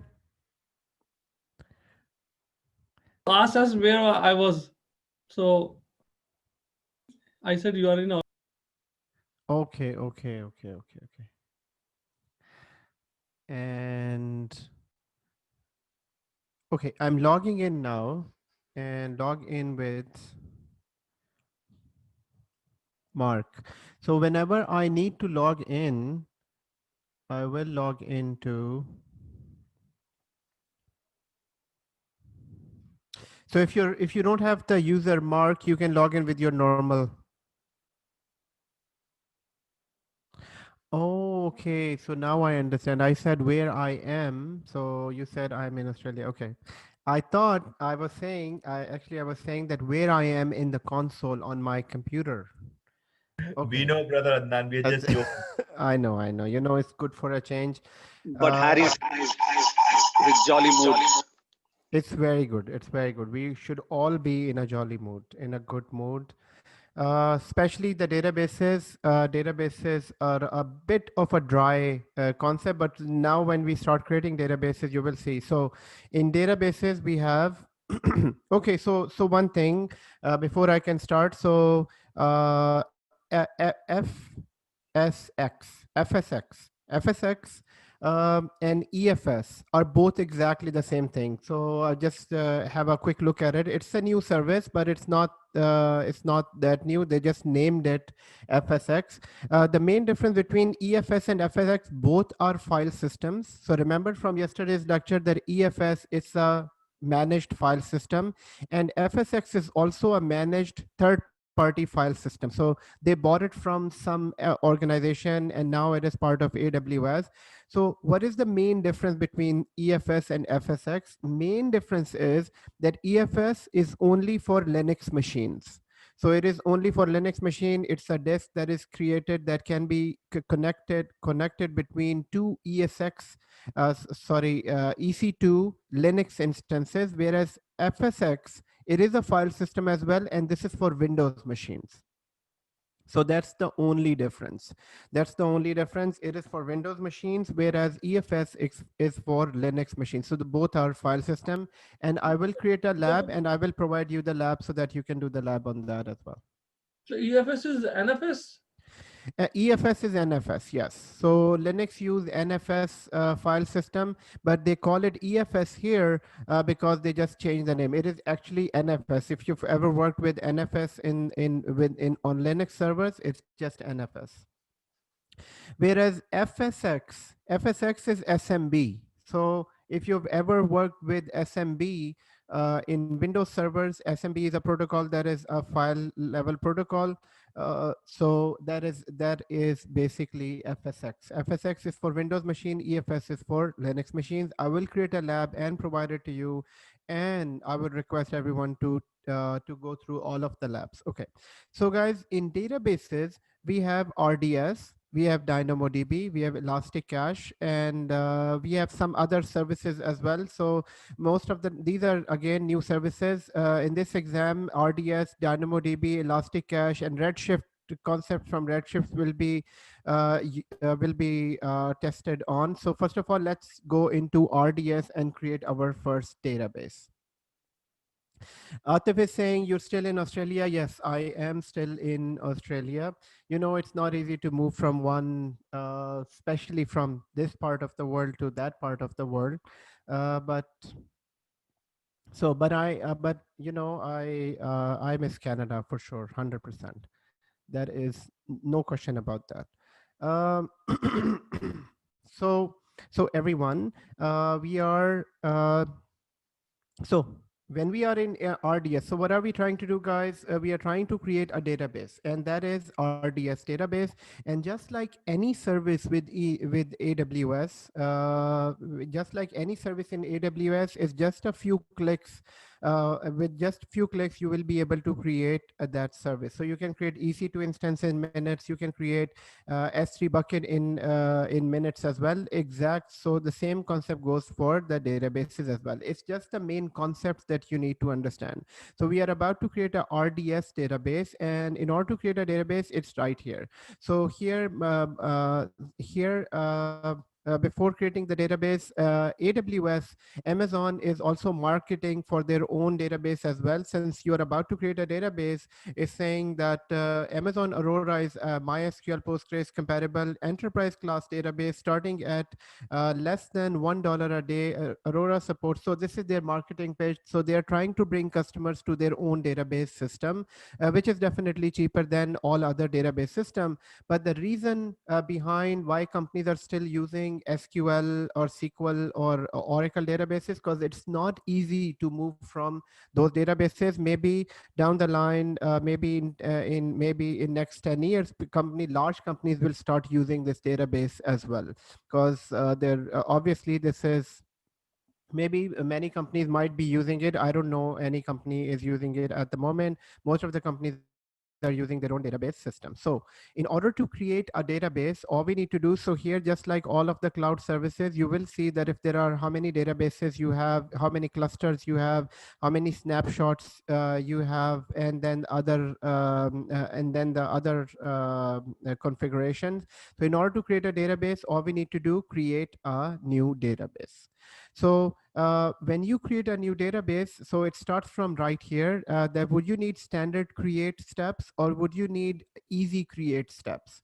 Now, standard create steps would give you more options within the steps, and easy create steps would automatically select many things for you, and it will only ask you essentials.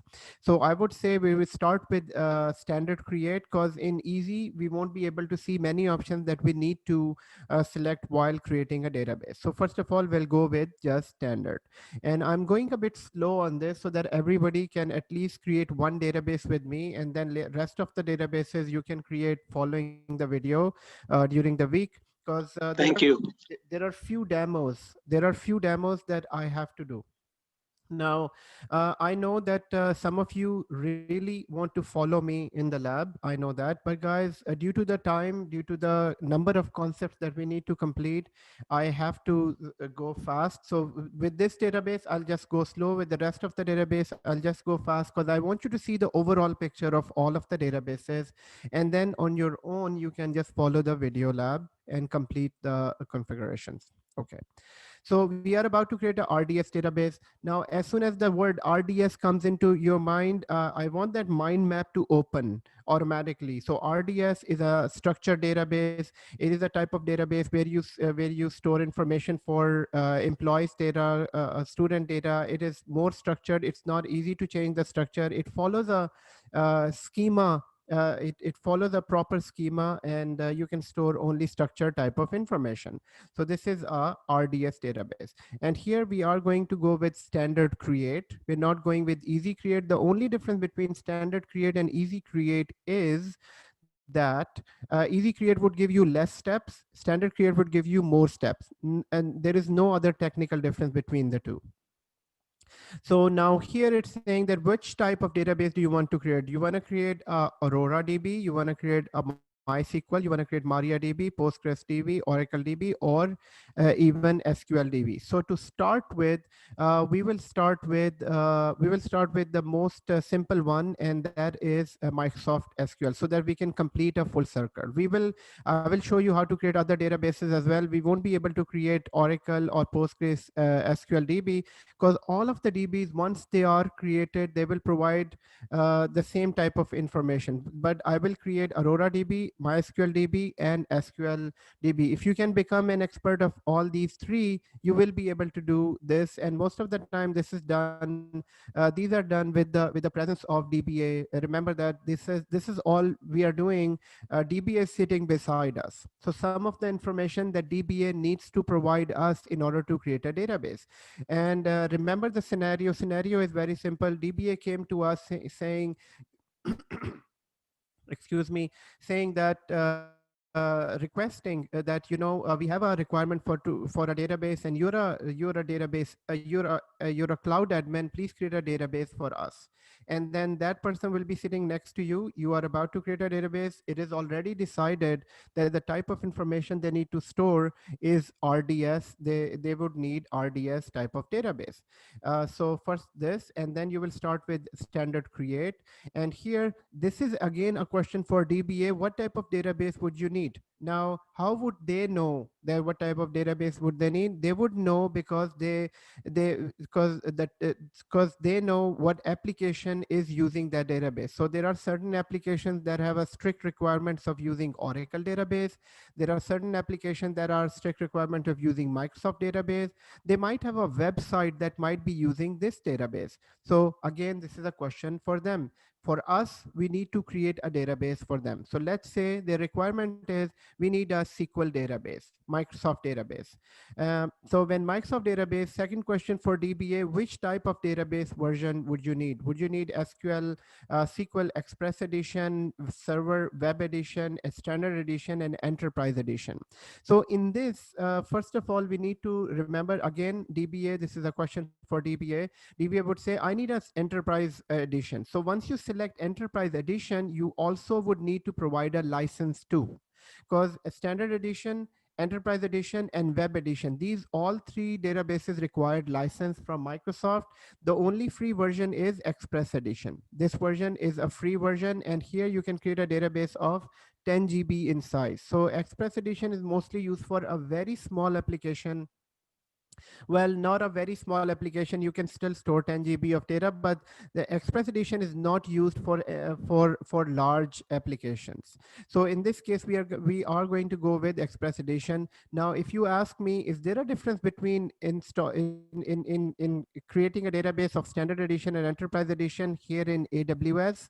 I would say no difference at all. No difference at all. It's just a matter of that this has more features. This has more features in terms of database administration. In terms of when the DBA, when we provide this database for them, Enterprise would give them more features, Standard would give them lesser features, and Web is only confined to or only strict to Web Edition, which is basically for websites, web applications, web services.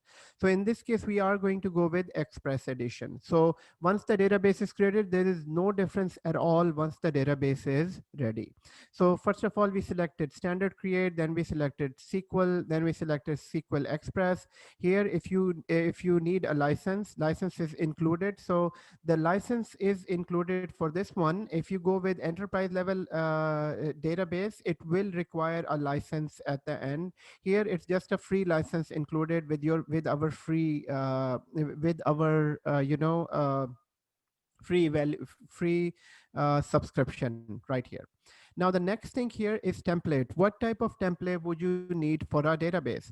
Now here you can select this database for a test dev environment, or you can select the database for free tier. Now where is the production tier? So production will be if you select the enterprise level type of database, then you will get production as well. So since the database that we are selecting is only Express edition, and most of the time this Express edition is only required for, it's only used for the test environment. So this is why this production was not there when we selected Express. So production will only be there in standard edition or enterprise edition. And I think let's check this. In web edition, you don't even have that environment, because this is a very small installation, very small database for a very specific requirement. So we are going to go with Express edition, and in this case I'm going to go with free tier. Free tier, I'm not going to go with this. Mainly once the database is created, there is no difference with this. Here it will start charging. Here everything will be tested. Is provided us for free. Next here, this will be the database instance. Here we need to provide a database instance, and database instance will be the name of the database instance. The name must be unique for a database. Now this is not a database name, it will be a database instance. So it will be the server, it will be the EC2 instance where the database will be stored. Now here, we need to understand this in this manner. So database is a software that is stored on a server. So in this case, if I go here, just a second. So this will be, we are creating a database, and within AWS. So AWS, I'm about to create a database. AWS is a subscription. So it's a subscription. Now in this subscription, when we are creating a database, definitely there is, so VPC will always be there. VPC is a virtual private network. We will cover that in next week in another chapter. Within VPC, there are subnets. So I'm not covering subnets at the moment. I'm just giving you a bigger picture. Have you seen VPC before in this training? Yes, VPC are always there. VPC and subnets are always there when we create EC2 instances. So AWS is inside AWS, we have VPC, which is our network. Inside the network, we have a subnet where we create our EC2 instances. So we create our EC2 EC2 instance. So I have a EC2 instance. So this is an EC2 instance. Now, when we create a database needs to reside in some instance. Why would database need to reside in some instance? Guys, the main purpose of the database is this. So when I create a database, so when I create a database is a software in which we will be storing some information. So in this database, I will have these tables of information, which is employee table and all that. So this will be database table. Database table, it will be sitting here. So this database does require a CPU, memory, and it does require the processing power, memory, and networking and everything. So in order to do that, what happens is in the back end, this database will be sitting in EC2 instance. So this is what that instance name. So this instance name will be this instance name. So this is why it is known as DB instance. It is identified. So we create this as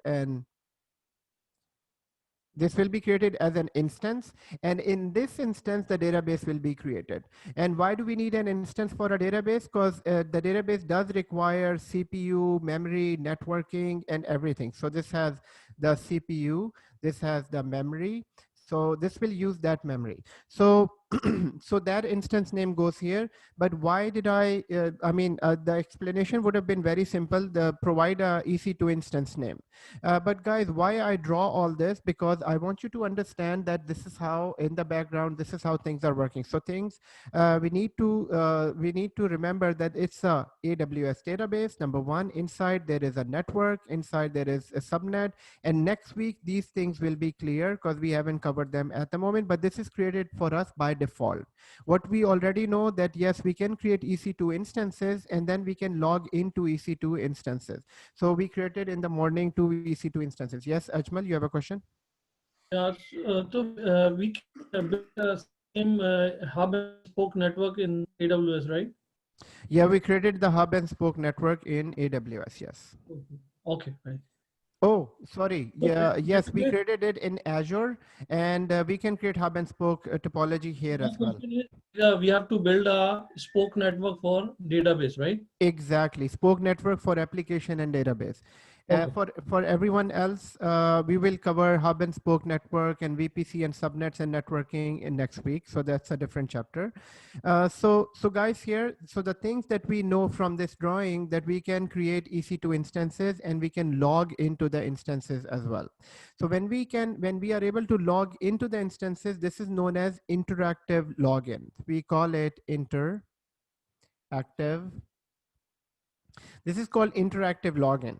So the point I wanted to make here is that instance will be created in the backend, but you won't be able to log in. This will be an EC2 instance, but this is non-interactive instance.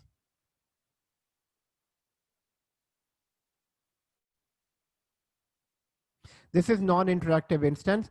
Yes, the instance is created for the database, but you won't be able to log in. You won't be able to see that instance within EC2 instances. This is a backend instance, and it will be used for the database. So first of all, it will be used to host the database. Secondly, it will be used to charge the amount of CPU this database is using. So it is used for billing purposes and also to host the database. So this is what we need to understand from this.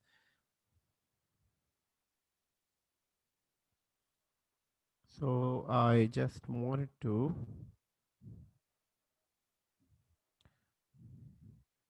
take a picture of this and share that. Where should I go? Okay.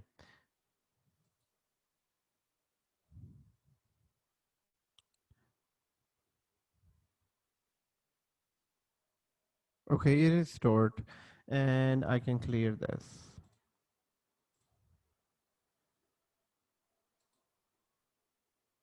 Okay, so now that we understand this is an instance, and within the instance the database will be stored, let's name it. So I'm going to name it, this is pass db serve db01.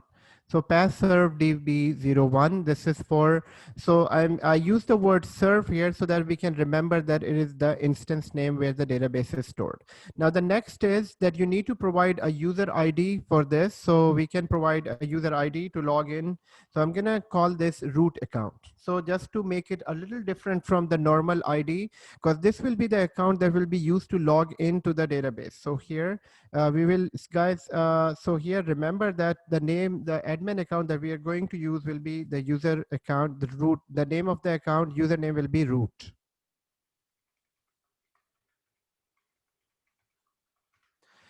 And plus, just for our purposes, so based on my previous experiences in the real environment, also in the training, we will create a small notepad document where we need to store all this information, because it's really easy to basically mix up all this or kind of, so this information will be required later on once you connect to the DB. So our DB name, DB instance name is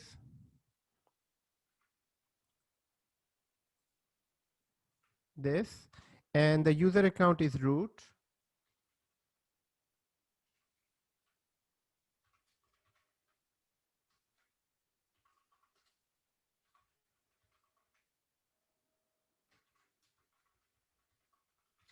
and the admin password. So I'm just keeping that information in the notepad so that later on, once I connect to the database from the EC2 instance, that will be easier for me to remember. So always, and in the cloud service in general, even when you're working in the real environment, always keep note of everything. What I do normally, I use Microsoft Notes, and I basically, so Microsoft Notes is a very, very good product in which basically you can do everything. So just like it, so this is just for the real world experience. I have everything in the notes, so whatever I do, so this is just for the training purposes. For professional purposes, all the projects are written here, all the logs are here, because and whatever I create in the cloud, I keep a record of this so that you can always move back whenever it is required. um, so we named it. So what all we did was created a database. We went through, we selected SQL, and we selected Express Edition, free tier. For the instance name, we understand that this is not a database name. This is an instance name where the database is hosted. We also provided a username and the password. And here now you need to provide the instance size. So instance size is basically the one that where the database will be hosted. So I'm just gonna, so this is just giving us everything grayed out. All you need to do is you just click here to include the previous edition. And since we selected free tier, this is why everything was grayed out. Otherwise, if you would have selected the dev test, then it would have given you all these options, and these were not grayed out, but then these all options will be charged. So here we will go with our this instance T2 micro, which is free. This is available in the free tier. So this instance will be used to host the database. Next is the storage space, how much storage space you need. We are going to go with SSD, and the 20 GB storage space will be allocated for this database. And there is storage auto scaling is automatically enabled. And if in case the database is full, so we are selecting that option that database size will be automatically increased, and it should go by 1000 GB by 1000 GB. So the total GB size, database size is 10 GB, 20 GB, and here it can go, the size can go into, the size can be increased by 1000 GB. I mean, in our case, this doesn't even matter, but let's keep it selected because our database even won't reach, this is 20 GB, won't even reach maybe 100 MB. But here auto scaling option is automatically there. This is again a cloud feature, a cloud service. It will be very, very difficult in the real environment to maintain a service like that. So auto scaling, I'm not doing anything in here. In storage, we'll just keep everything default. Within network connectivity, this is the VPC I just mentioned. So this was the VPC that we had, which is basically right here. Oh, what type of picture is this? Okay, so that picture it took, and okay, so this is too confusing. I'll make that again later on. But basically, if you can look between the lines, this is the VPC that I was talking about. Inside a VPC, there is a subnet, and inside the subnet, we have the instance. So for this, right here in the networking connectivity section, as you can see, all the sections are properly defined here. This is the instance setting, then we have the size of the instance, then we have the storage of the instance. This is the disk that you're creating, and in here you have connectivity. With the connectivity, we have VPC. So this is the VPC. We are not changing anything. We are using the default VPC, and in additional connectivity, we do need public access for this database. Guys, once the public access, whatever public access you select for the database, it won't be easy to to change this type of access again once the database is created. It can be changed through the command line, but there is no interface. You cannot change the database here within this. Not sorry, why did we change the threshold? We haven't changed the threshold for this threshold. I think this is automatically changed. I never changed it. Oh, mine says 1,000, and I think yours said 1,000 too a minute ago. I am. Or I could be wrong. I could be wrong. Sorry. No. It was 1,000. It was 1,000 for sure. But it was, yeah, it's changed automatically. So if as soon as I move on to the next one, it is changed to 999. Okay. Okay, thank you. You're most welcome. So right here, guys, connectivity, we're not changing the network. Network will remain the same. And for the subnet is required in the network. This is the next layer where inside the subnet, you will have the database. We do need public access for this database. Please make sure that you go into this section and enable this access. If you forgot to enable this, then you will have to recreate the database in order to provide this public access. So it won't be easy. In the next, do we need a security group? Remember that in EC2, we had security groups, and in security groups, you can open ports to connect to the EC2 instances. Exactly the same concept. There is a security group, and one port is open for us to connect to the database. So in order to connect to SQL database, this is the port that is required. So we'll leave everything default. So in this section, connectivity section, I haven't changed anything other than public access, and everything remains the same. And security group also, you are using some existing one? Go to that one. Security group, I'm just using a default one. We can though create, so it's saying existing one, meaning default one. It's just saying that use a default, but you're right, we can create our own security group so that we can remember that which security group is attached to this. So here, I'm gonna create a security group, pass RDS security group 01. So PASS is the organization name. You can have your own organization name as well.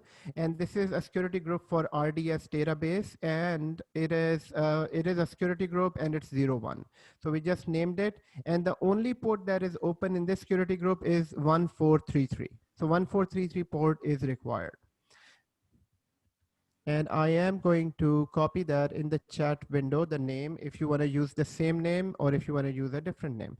So in here, and I will update my document. So guys, documentation is very, very important because, so yes, in this small environment where I'm just creating one database, it will be easier to remember.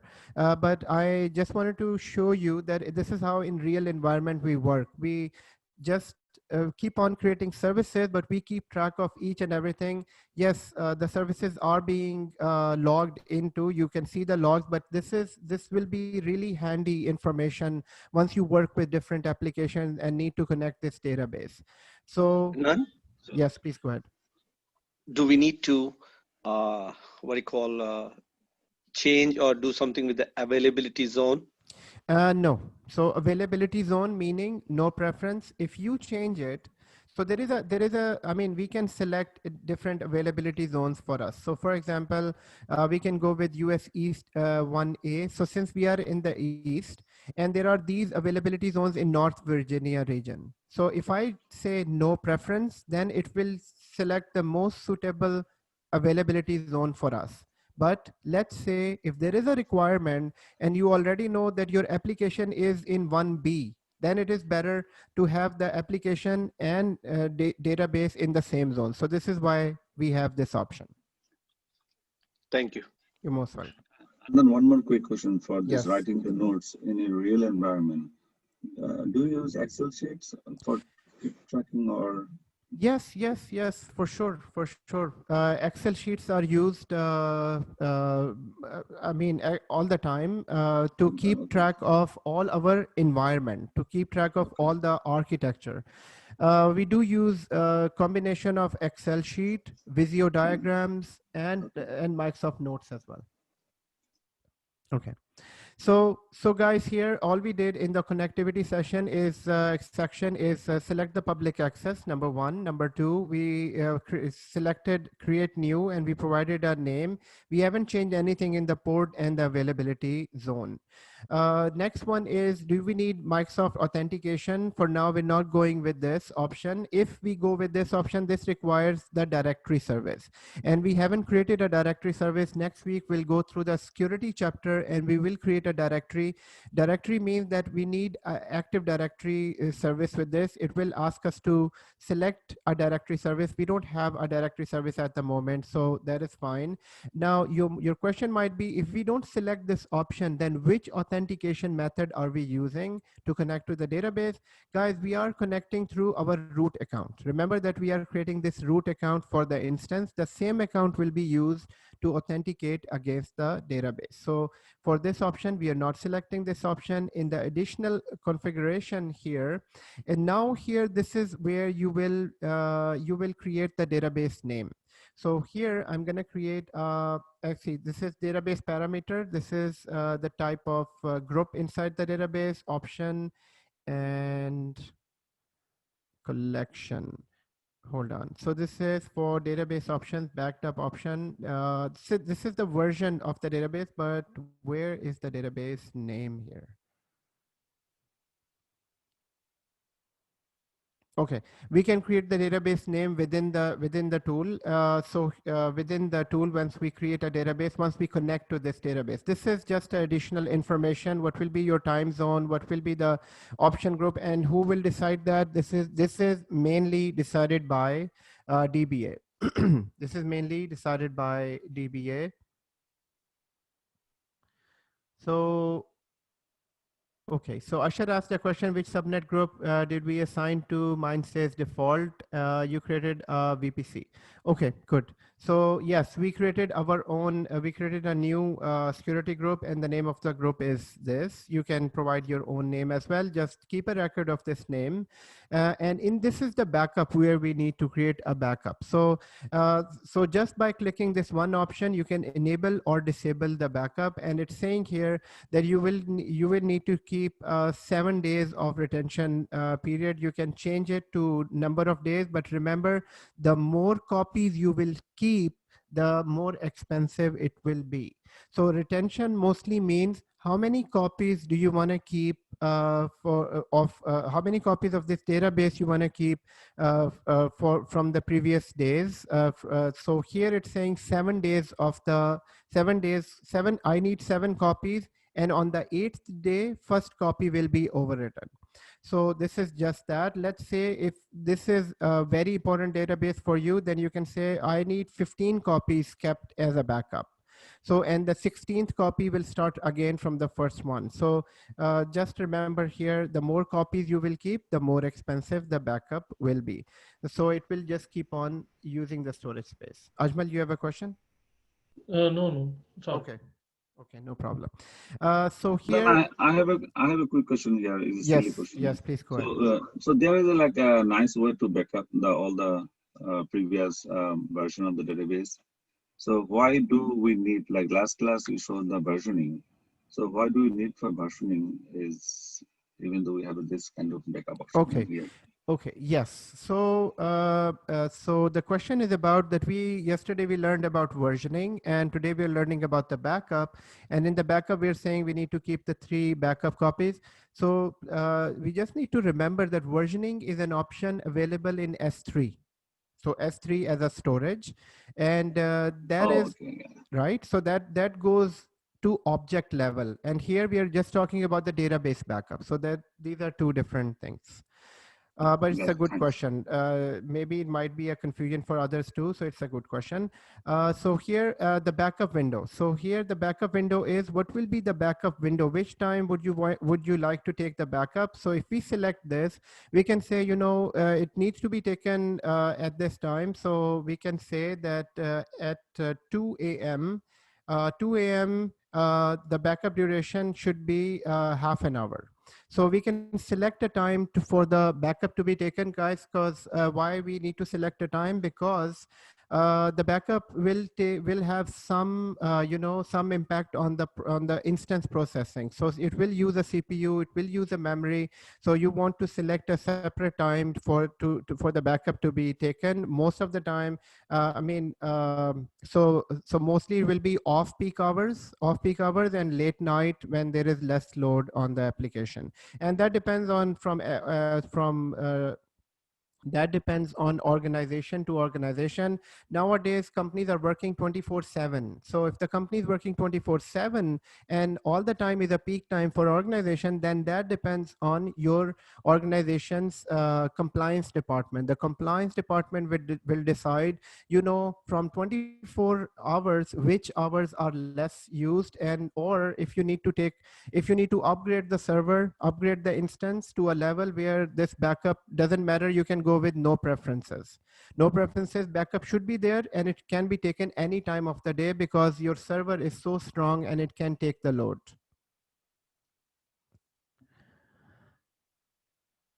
Okay, so Ajmal is asking a question. Ajmal, what are you? Your question is collection. Collation. There is a collation, Yes. database collation. I believe it's, most of the people they select Latin one. So should we use that or no? It will automatically select in the background. Even if you select this option, this is the version of SQL, and it will be selected. If you don't select it, it will select the most latest one. So it's an optional. It's not required.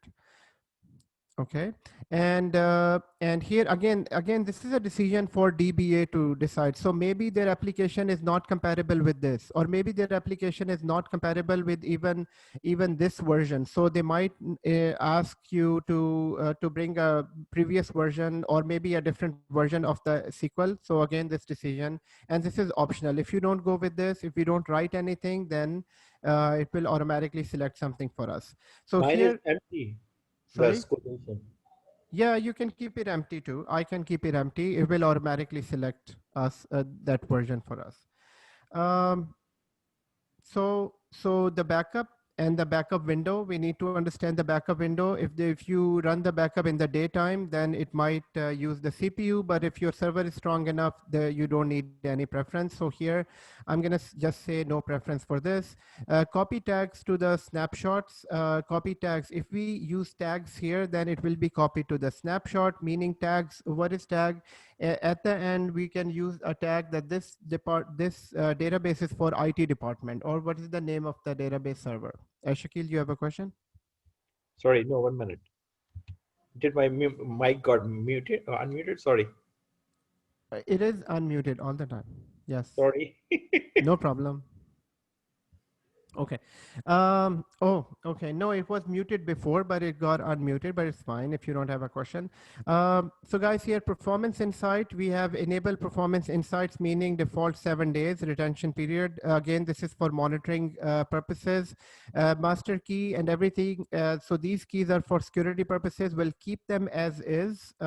We don't make any changes to this unless this is required by application admin. So we can provide them with this key, and they can use it in their application to connect to this database. So we'll keep that as is. Right here in monitoring, if you enable this monitoring, this is advanced monitoring. Basic monitoring is already covered with performance insight. Right here, basic monitoring meaning how much CPU is doing, how much memory is doing. But if you enable this, this will be charged, and this is advanced monitoring. For now, we're just keeping it as is. You can also have error logs created by CloudWatch. Basic logs are there, but this is for advanced logging to log everything, each and everything. Then it will use the CloudWatch software. The maintenance window will be enable auto minor version upgrades. If you do it, then AWS will keep on updating this database with minor versions. Most of the time, it will send you a notification that your database needs to be updated. Then you would do it. So in real environments, we don't select this option. We want everything that is happening on the database in the backend infrastructure, we need to be notified.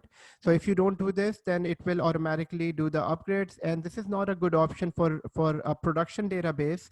Why? Because sometimes some upgrades can make some interruptions in your application. So we're not selecting this option. Maintenance window is when do you want to maintain, when do you want database to auto maintain itself. So databases automatically maintain itself. If you don't do it, then the databases can maintain at its own time, no preference, let's say. But you're saying that only on Monday, on Sundays or maybe on Saturdays at 2 a.m. at night, the database should automatically maintain itself. Now, what is a database maintenance? Database maintenance is basically a database will automatically defrag itself. Defrag is to remove the empty spaces and index everything together and stuff like that.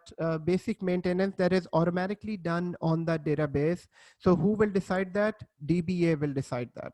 That what time the database is not busy, then the database should automatically maintain itself. And all the databases maintain themselves, try to maintain themselves. Other than that, self-maintenance, we do some maintenance as well, like updating the database, but this maintenance is just database indexing and database, some other tasks are there as well. So, but here we are selecting a window, we are saying that database maintenance shouldn't be happening, first of all, from Monday to Friday. It shouldn't be happening from Monday to Friday, number one. It shouldn't be happening in the daytime. It should be happening in the off-peak hours, which is Saturday, 2 a.m.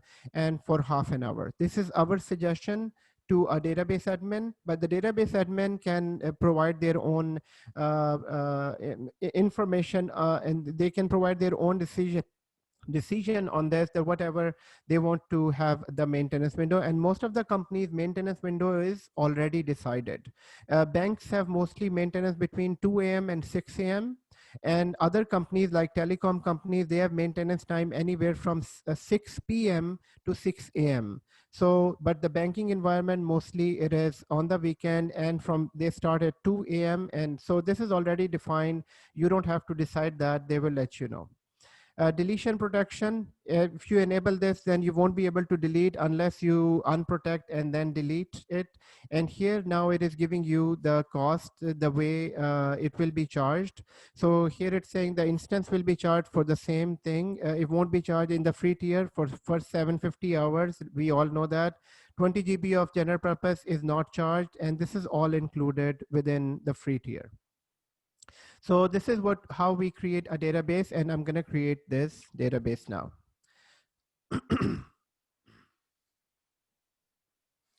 So the database will take a small amount of time to be created, maybe 5-10 minutes.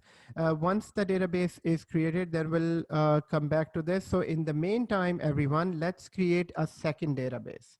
So this time we will create MySQL. So MySQL is a little different from this database. Remember that we are creating these databases for applications within our environment. So we'll let this let this database just create itself. So we just selected all of the options, and it should take like 5-10 minutes. So we are going to go back, sorry, right here, start with create database. And in this case, we are creating standard. We'll go with just standard create. And this time we are creating MySQL database. So MySQL database is different from SQL database. So this is Microsoft-based database. This is MySQL database. Again, this is a requirement based on your organization. Your DBA wants a MySQL database. So this is what they are getting. MySQL database. So we just selected that. And right here, the version of, they will let you know which version, would they need a previous version or the latest version. We're going to go with the latest version of this database. And here it is giving us all three environments. Would you need this database for production? Would you need it for test dev? Would you need it for the free tier? So we'll go with the free tier for this one. And here, we can, this is again the instance. So this is again the database instance. So this time we are going to say this is pass your organization, and this will be Rds database. Here I'm going to add this. This is MySQL SRV01. So that just by looking at the instance name, I should know. Okay, so why is it changed? Can be on 15 characters. So I'm going to just say RDS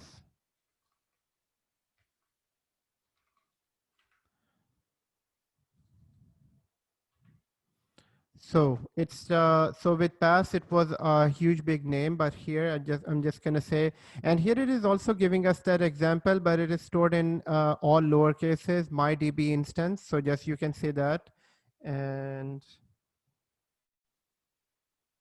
okay, and I'm gonna just copy that in our text file.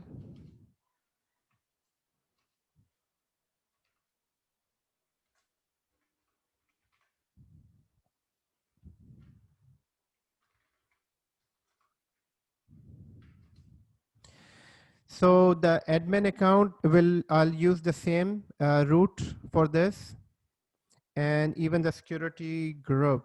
I will create this own security group, its own security group. So this one will be RDS.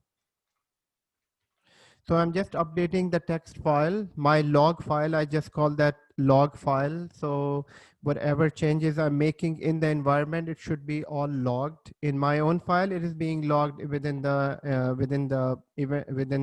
logs in AWS as well. So Adnan, yes, please go ahead.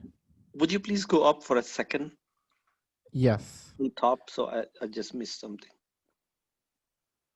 Okay, now you can go back. That's Okay. Thank you. So you're most welcome. So right here, we can go to the instance, we can go to root, and then we can provide the password.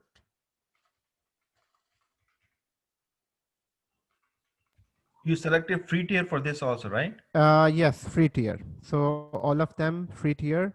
And then the instance name, the username is root, password is master password. I'm sorry, Adnan, one more time. It's okay. Which database services you selected? Oh, MySQL. MySQL. Got it. Thank you. You're welcome. Next is settings, and the DB instance will be again T2 micro. So as soon as you select include previous generations, you can select this.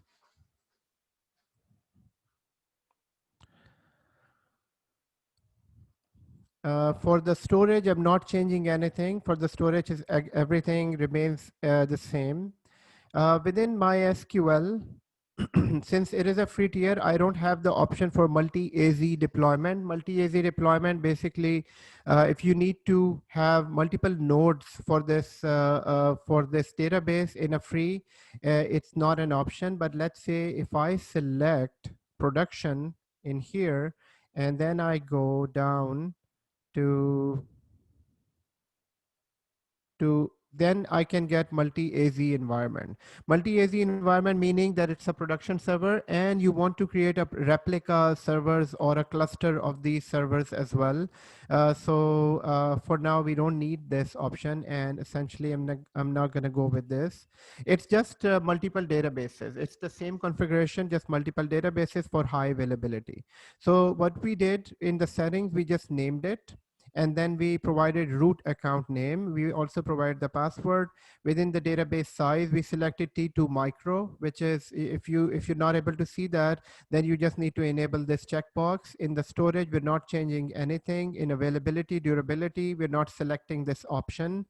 This is just for high availability. On the connectivity, we need to make sure that it is publicly accessible. So just make sure it is publicly accessible. In connectivity, we're not making any changes to VPC, no changes to subnet. And here, the security group we are using for our own purposes that I wrote down. The security group for this one, it will create a new security group for MySQL database, which is RDS MySQL security group 01. You can name it anything, guys. Again, one more time, please log this all information, because this is some information that you will be needing in order to connect to these databases. Because otherwise, I mean, you can find this all information in the console as well. It's all there. You can always go back and check that information, but it is good to have this information handy, that my database name and the server name, root name, account, security group, and all that. Now in here, database authentication, the database. So here in connectivity, I'm not changing anything other than, so I am changing just the public access and create a new security group, name the security group, and here the port number is different. Remember the port number for SQL was 1433, whereas the port number for MySQL, which is this database, is 3306. So that's in order to connect to this database, we need this port number. Next one is database authentication, which will be done through the password. So we're not selecting this option. Again, this will be just using the directory services. So we're just using the same password that we are using for the instance, which is root and the account. So that information. In additional information, this is, yes, so this is here in MySQL, which is different, a little different from SQL database. That here you can provide a database name as well. So here I'm just providing a database name. In SQL, we can create that database from within the management studio. I got the port 1433 only. You said something else? 1433 within the port? Yeah, it says database port TCP/IP 1433. Okay, so that means that you might have selected SQL here. You haven't selected MySQL. I selected.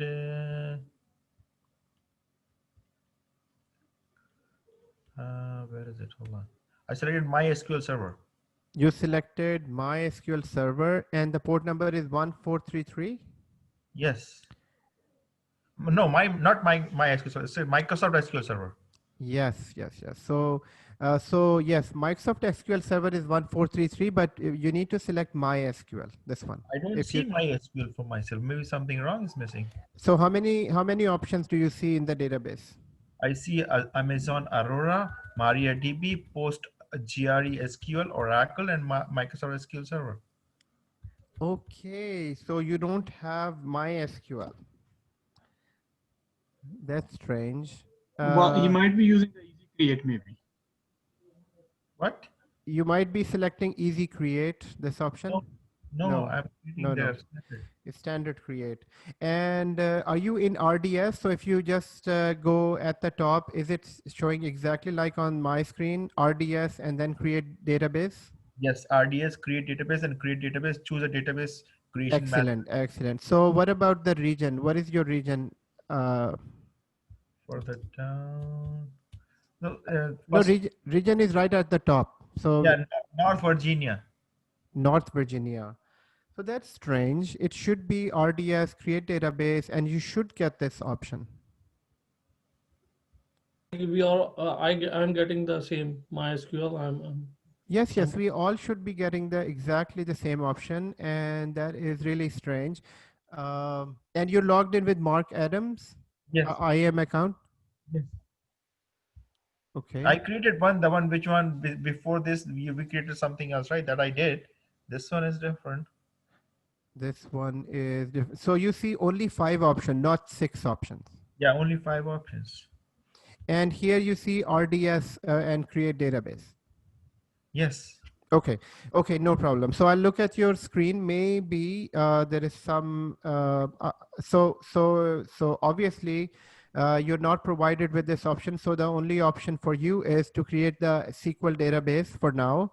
And so let me complete this wizard. Once it is completed, then I'll jump onto your screen. So let's see what happens. Okay. So right here, I'm going into connectivity. Within connectivity, we just made sure that public access is there. We also created we also created a security group, and for the password, we are just selecting the normal password. In additional settings, I need to provide a database name. So I'm providing a database name as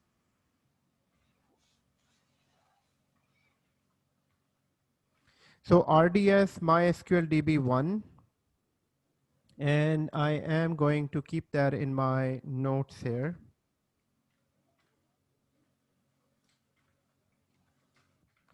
DB name is RDS MySQL DB1. So that is my DB name.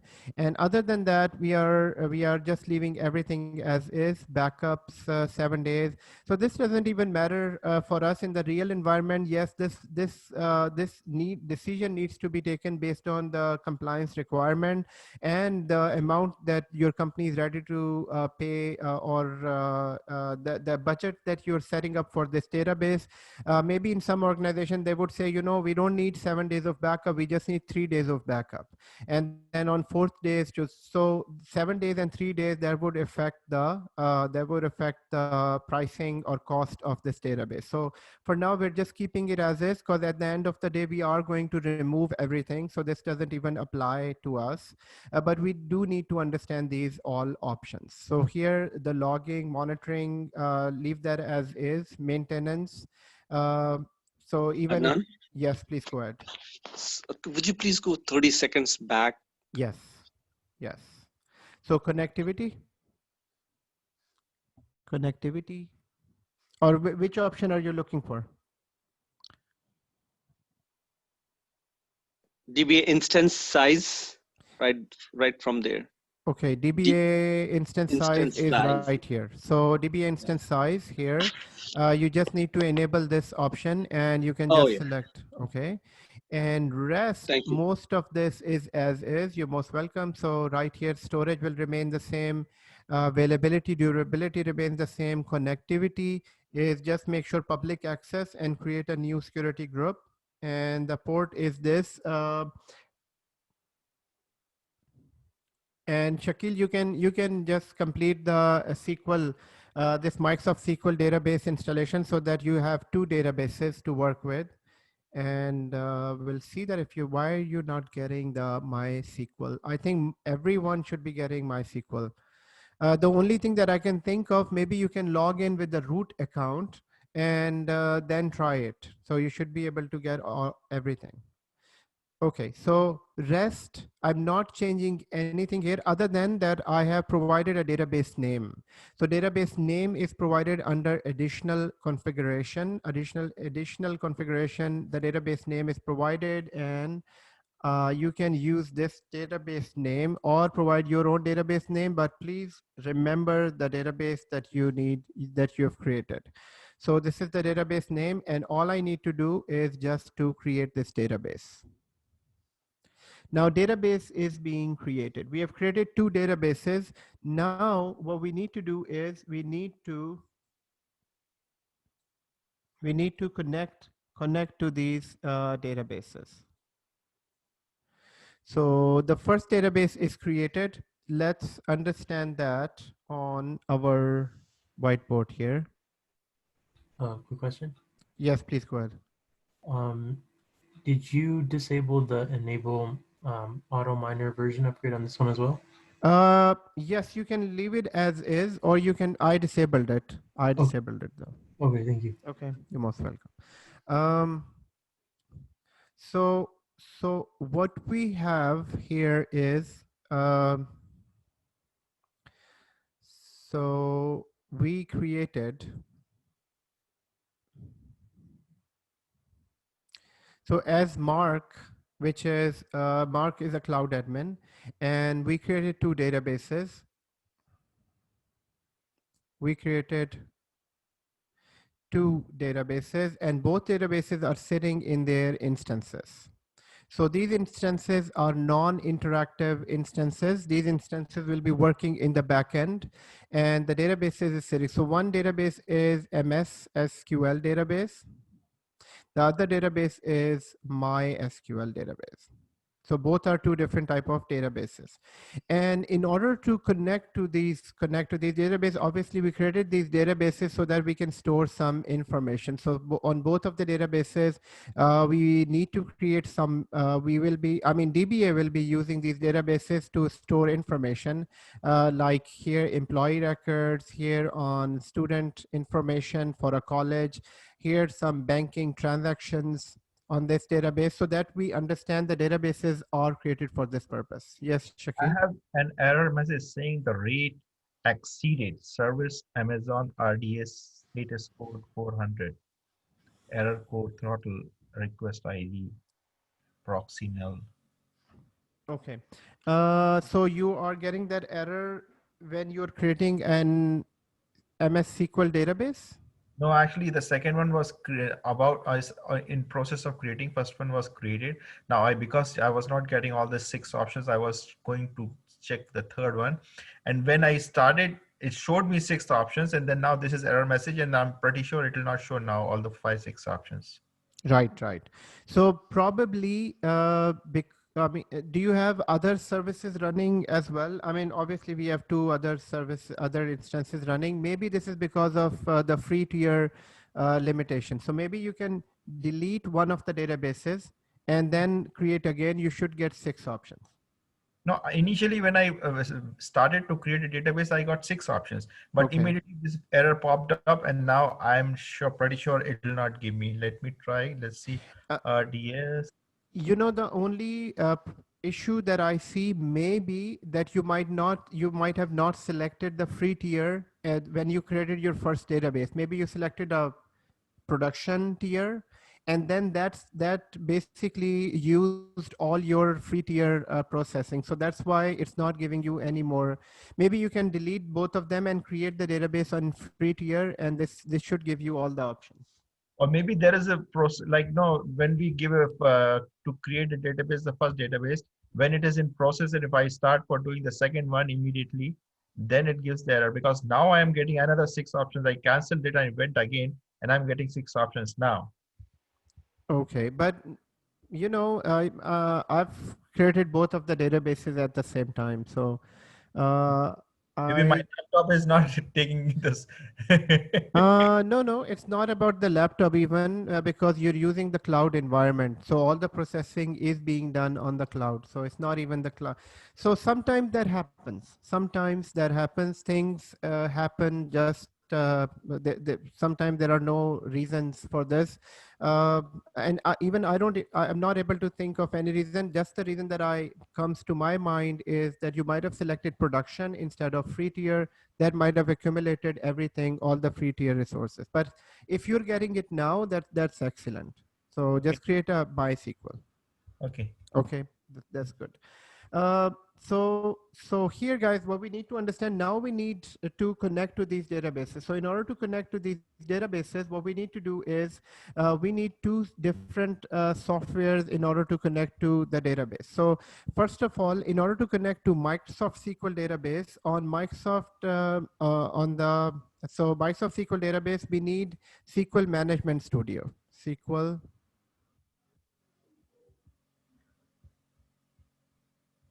Management Studio.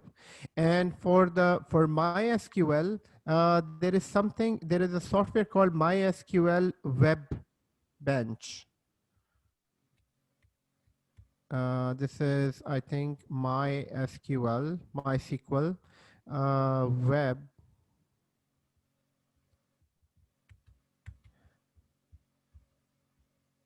Web Bench. So 2 different softwares. So on our machine, on our Windows EC2 instance, we need to download both of these software, or we can download them on our laptop, and then from here we can connect to the SQL instances.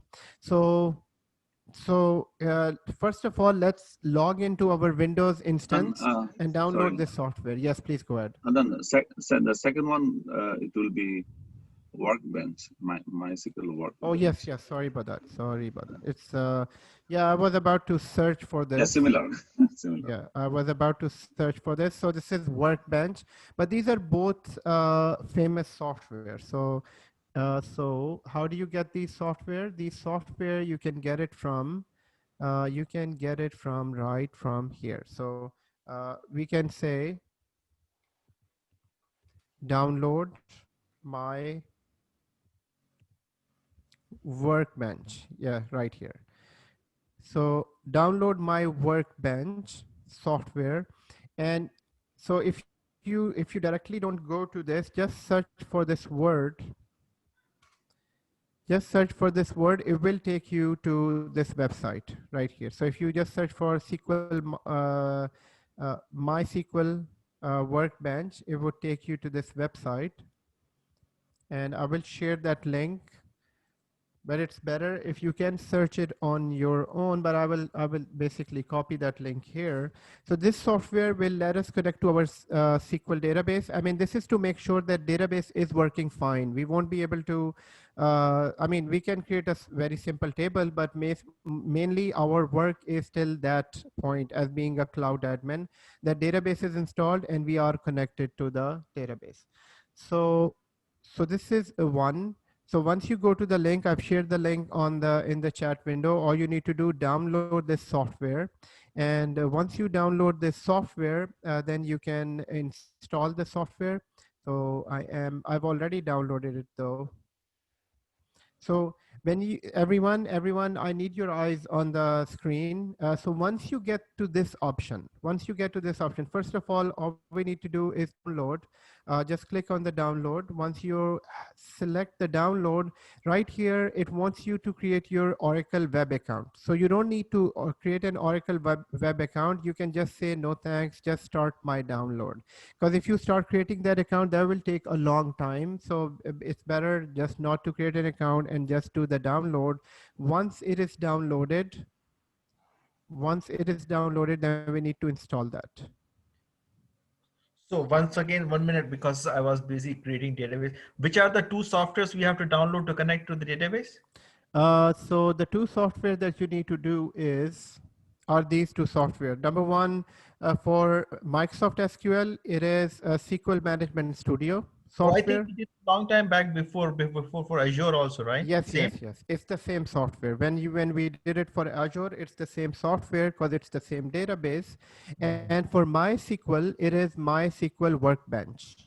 Okay, MySQL Workbench. You put the in the chat box the link. Exactly. Yes.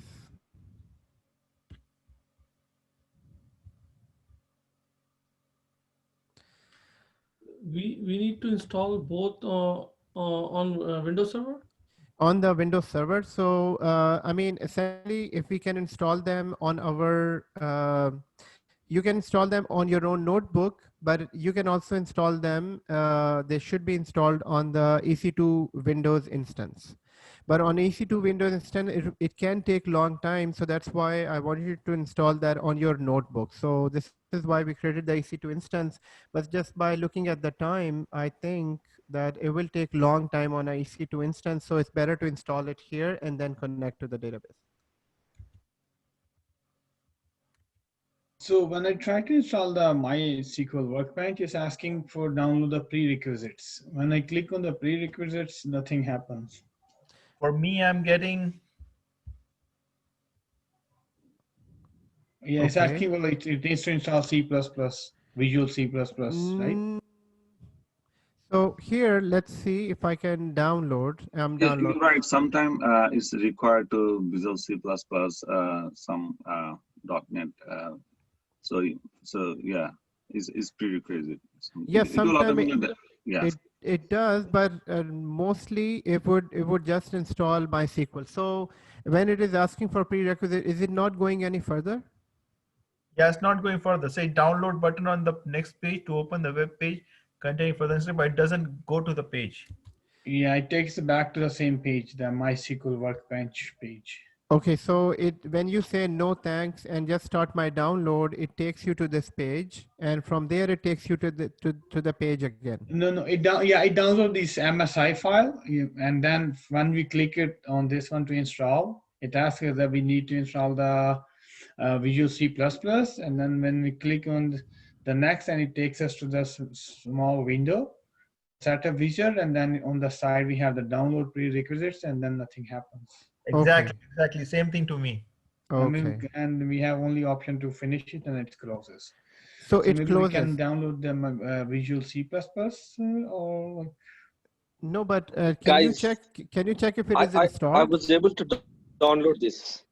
Yeah, this is downloaded. When we try to install it, it says you require Visual C++ and says download prerequisite. When you click there, then it doesn't take you anywhere. It's not giving you any link to download the Visual C++. That's what Atif is saying. That's the same thing to me. Okay, that's fine. Sometimes what happens is that it is downloaded, but it's just asking for prerequisites. Can you check that if it is downloaded in your downloads? Yes, Oh, brother. sorry. Yeah, yes, I understand. Okay, so it is downloaded, but it's not running the setup. I understand. Okay. Okay. So in my case, it's showing something like this, which is my workbench, and it's giving me this version. So you're saying, Atif, you're saying that it's not installed. So you checked your programs. It's just looking for the Yeah, prerequisites. no, the setup is not running for me. And Brother, you have Windows 10? Yes, please go ahead. you just click that MySQL bench which you downloaded, click it, and let's see what's happening. In my case, it is installed. Oh, So it is installed just, I mean, probably maybe because my machine is up to date with security patches and everything. Sometimes when the machine is not up to date or different version, it might require some prerequisites. So Atif, what is your client version? The client version? Your laptop. I have Windows 10. Windows 10. Yep. For Windows 10, and you've downloaded this version 8. Okay. Yeah, that's the one I have, 8.0. So Atif, can you quickly try logging into the EC2 Windows instance and download it from there? Because there is internet as well on the server. I mean, essentially it should be installed on the server, not on the client machine, but it works fine on the client machine. EC2 is 1 GB RAM, one CPU. It will be, I don't know what's going to happen there. No, it will work fine, man. It's not a huge, big trillions of records database. It's just a very small, little, maybe in MB's database. It shouldn't matter. Okay. Adnan? Yes. I have to install both tool on one server? Both, yes, you can install both tools on one server. While we are installing both tool, we can install one tool and then manage both instances, or no? No. So yes, so everyone, the question is, can one tool manage both of the instances? No, because for MySQL, it is MySQL Workbench that connects to the MySQL database, and for Microsoft SQL, it requires the Management Studio. So both are two different software for two different databases. Okay. So guys here, so once, okay, so how many of you were able to install the MySQL Workbench? On our laptop? Yes, on your laptop. Yes. Okay. I was. Okay, excellent. Thank you. And so if you're able to, yes. I'm also. Do you also? Yeah, go ahead. Sorry. Go ahead. Do you also want us to do it on the VMs or no? It's fine. I mean, if you're able to install them on your laptop, it's fine. It's Okay. the same connection. Because on the VMs, we have to set up the adapter before to connect to internet, right? No, it's open. It's the EC2 instances are connected. I mean, the internet, it should be open on the EC2 instances. You should be able to download them. Adnan? The only reason why we are not doing that on EC2, it might be slow, just like Shakil said, it might be a bit slow. So that's why we are connecting from our laptops. Yes. Ajmal? Yeah, you remember we did the Visual Management Studio, yes. Visual Studio, and that time I built one server workstations already installed both tools. Oh yes, the template. Yes. Yeah. So templates are here in EC2 as well, but they are not available in the free tier. Okay, brother Adnan, I think I downloaded the Visual C++ on the laptop. It worked. Okay, excellent. Can you share the link for the Visual C++? Sure, 1 minute.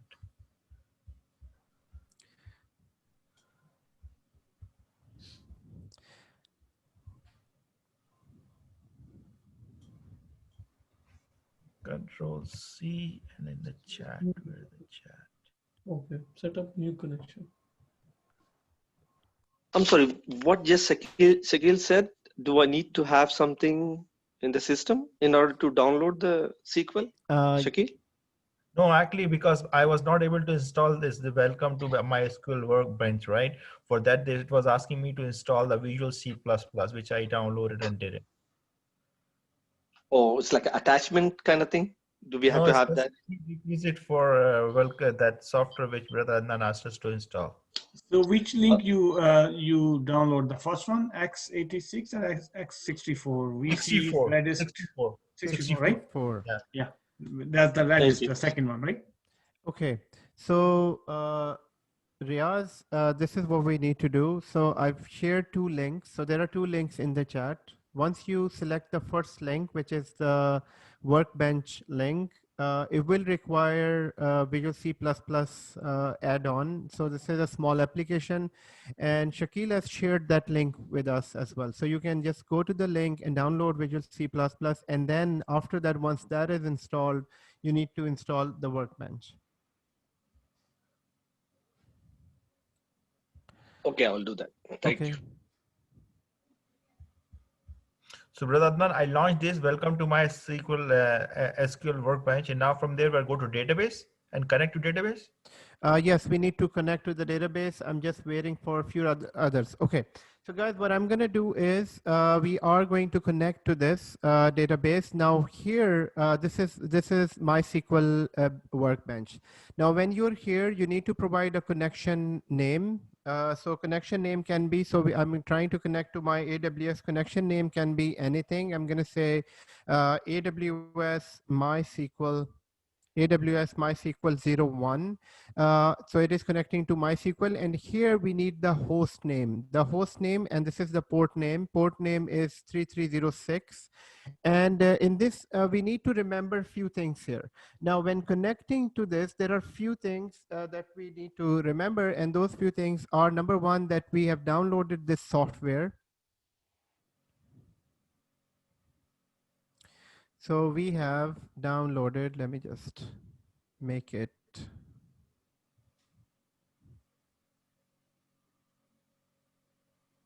We have downloaded this software. Now that the software is open, now we need to connect from this software to this database.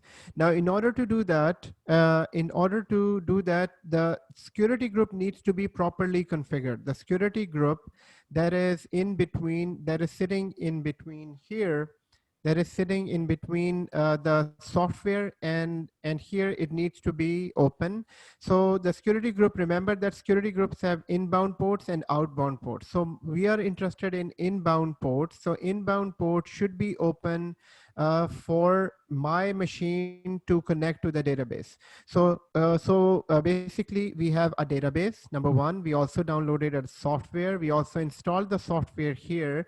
And now all we need to do is to make sure that the security group allows all the connections from coming from outside and connect to this. So there are 2 ways that can be connected. One is that I can use my client IP address.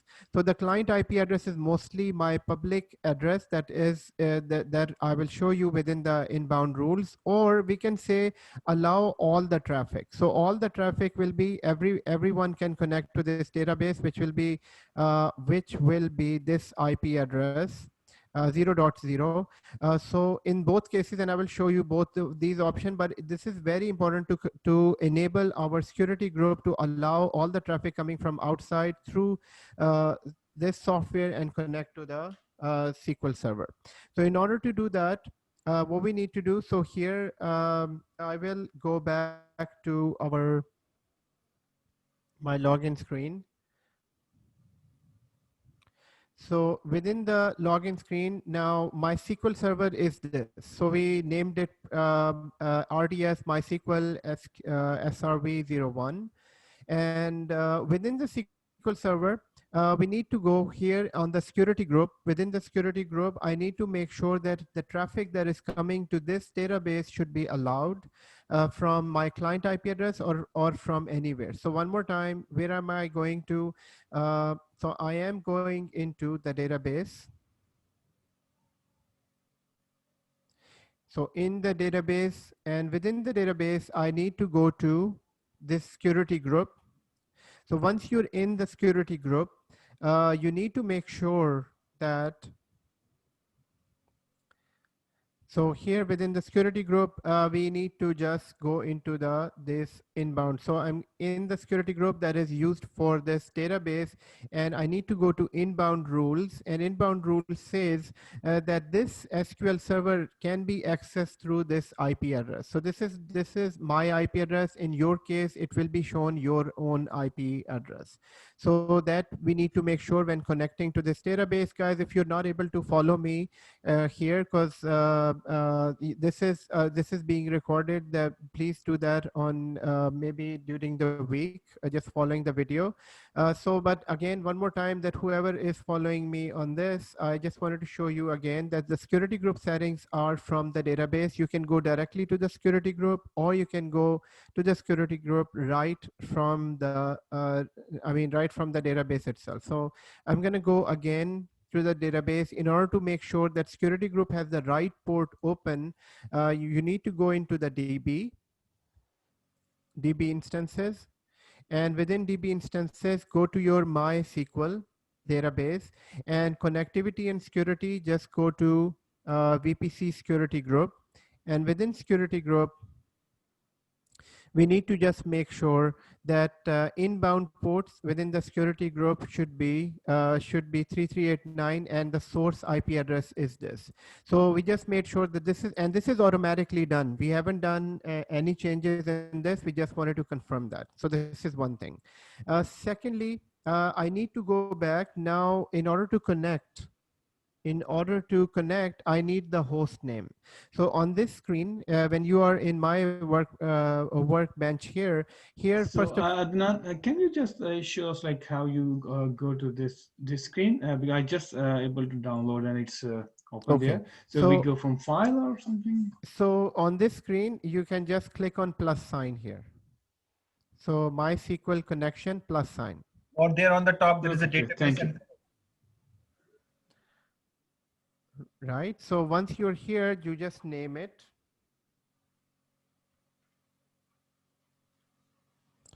And in this, we need the host name. Host name comes from the database. So I'm going to go back to, in order to get the host name, we need to go back to our RDS.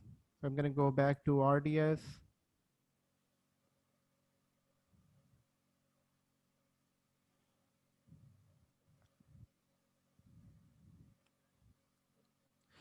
So within RDS instance, once the database is properly created, we can go down to here. This is the endpoint. This is the host name. So this host name and this port number is already open. We just made sure, but you need to get this endpoint name. Endpoint name is basically the name of the database that is required.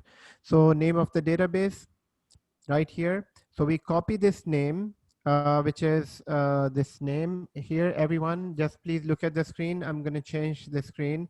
So you need to go to the database and go to the first option, which is connectivity and security, get the host name, and then copy it inside in the host name here. And rest, you need to provide the username. Remember, the username we used for this is root. And then the password will be written in the store in the vault. So they just call it store in the vault. And so the password that I used was password 1, and I'm using that here. So on this screen, all I did was provide a host name that is the endpoint of the database, and the name and the username and the password, and I can test the connection. So let's see if the connection succeeds. So the connection is looking for the password. So in my case, it is successful. It is saying that it is able to connect to the database. And now sometimes, and actually, most of the time, you will get a failure on this, and the failure might be because of, might not be you're not copying the proper host name, maybe the username is not correct, or maybe the password is not correct. And most of the time, the reason might be also because the port is not open properly. So there are these 4 reasons with which you can just troubleshoot this connection. So it is connected. and I'm just going to click OK. And just once it is connected, I can connect to the database. Congratulations. Yeah, yeah, it works. Thank you. Okay, it works for you. Good. Okay, very good. So now we are connected to the database. Now, just like normal databases, what I can do, I can connect to the other database as well. Maybe you might not have downloaded the other database. Okay, so I'm gonna do that quickly, which is, so you need a Microsoft, you need a SQL Management Studio software.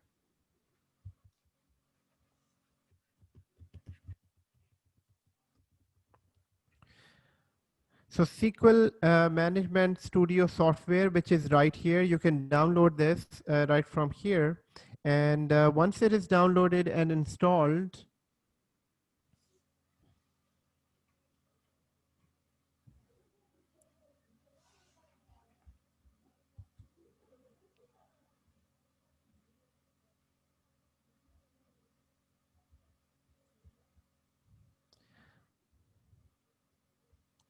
so it's just trying to open.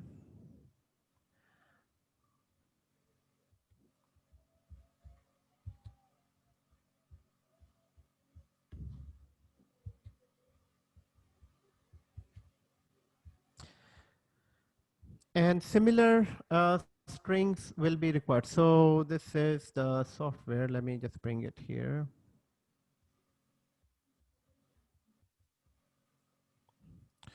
So this is SQL management software. SQL management software is mostly required for all the Microsoft SQL. This is Microsoft SQL connect to Microsoft database. And just like that, Oracle DB will require its own software. And so all of the different software, they would require their own type of own type of clients. So in order to connect to SQL management, all I need to do is to connect to the Object Explorer. And once I do here, it needs a server name and the user account and password. So the server name will be the same server name, the endpoint server name of the database. So for that, I need to go to the other database, which is this one. So we already connected to MySQL, and now I'm going to connect to our Microsoft SQL database. So here again, we need to connect to this endpoint. We can make sure that the security group allows the traffic from outside. I assume that it is already provided, but let's say if we get an error message, then I'm going to come back and check the security group. But for now, I'm just going to take the name of this and I'm going to put it in the connection string. So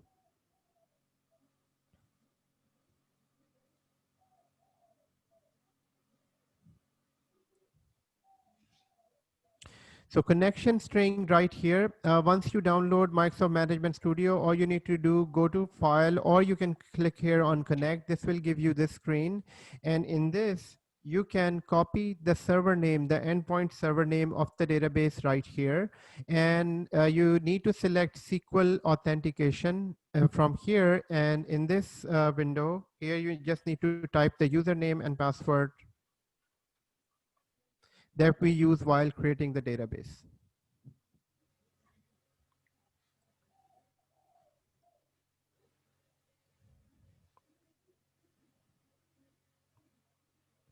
So if the security group is fine, if the security group, the ports are allowed, or if the name is correct, username and password is correct, you should be able to connect to the database.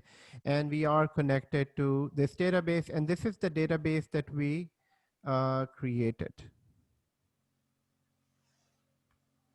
Yeah, it worked. Okay, okay, excellent.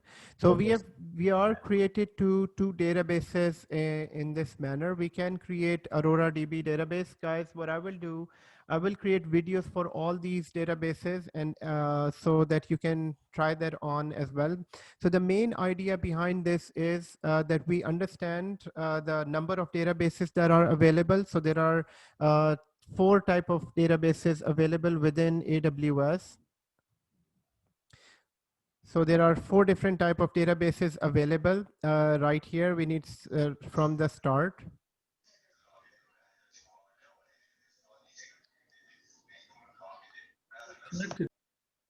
Okay. So we have 4 different type of databases. Amazon DynamoDB, it's a unstructured database. We can create a database for this, in just like we created the Rds database. Elastic Cache is something that works in between databases, and Redshift is a warehouse service. All you need to do, just like we created a Glacier account, we can create a Redshift as well. Yes, please go ahead. Sorry, Adnan Bhai. So on my SQL, right? How do I know that I'm connected? Like it said, it connected, but I don't. So On the yes. workbench. On the workbench. On the workbench, you just need to click on the connection. So on the home, just click on the connection string right here. Oh, okay. Okay, thank you. Okay, you're most welcome. So here you can see that if you're connected, if you click, once it is connected, you can connect on the connection string, and it will take you to this other menu where you can create the databases. So mainly in the database section, there are these 4 things that you need to remember. Thank you. You're most welcome. So in here, one more difference between the SQL database and MySQL database is that that in here in MySQL it is called a schemas. In schema, you need to create a database name. So this is, remember that we created this database while we created this account, while we were creating these DB instance. So these are the settings that I saved, that I wrote when I was created. So the instance name was RDS MySQL SRV1, whereas the database that I created was RDS MySQL DB01. So this is the DB that we created during the setup. So this appears in the schema section. So in Microsoft SQL, here it is known as a database. We call them databases, whereas in MySQL they're called schema.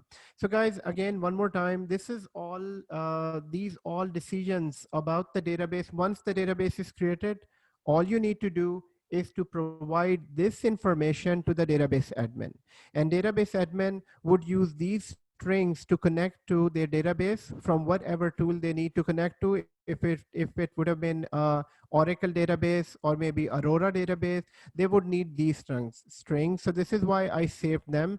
But let's say if you forgot to save them, if you haven't wrote them down, or maybe the database was created by somebody else and you still need to provide all that information. So in that, you can also find that information right here from the database as well. So this information is right here within configuration. In the configuration, it gives you the instance name. It also gives you the storage. It also gives you the master account for this database, and it gives you all that information.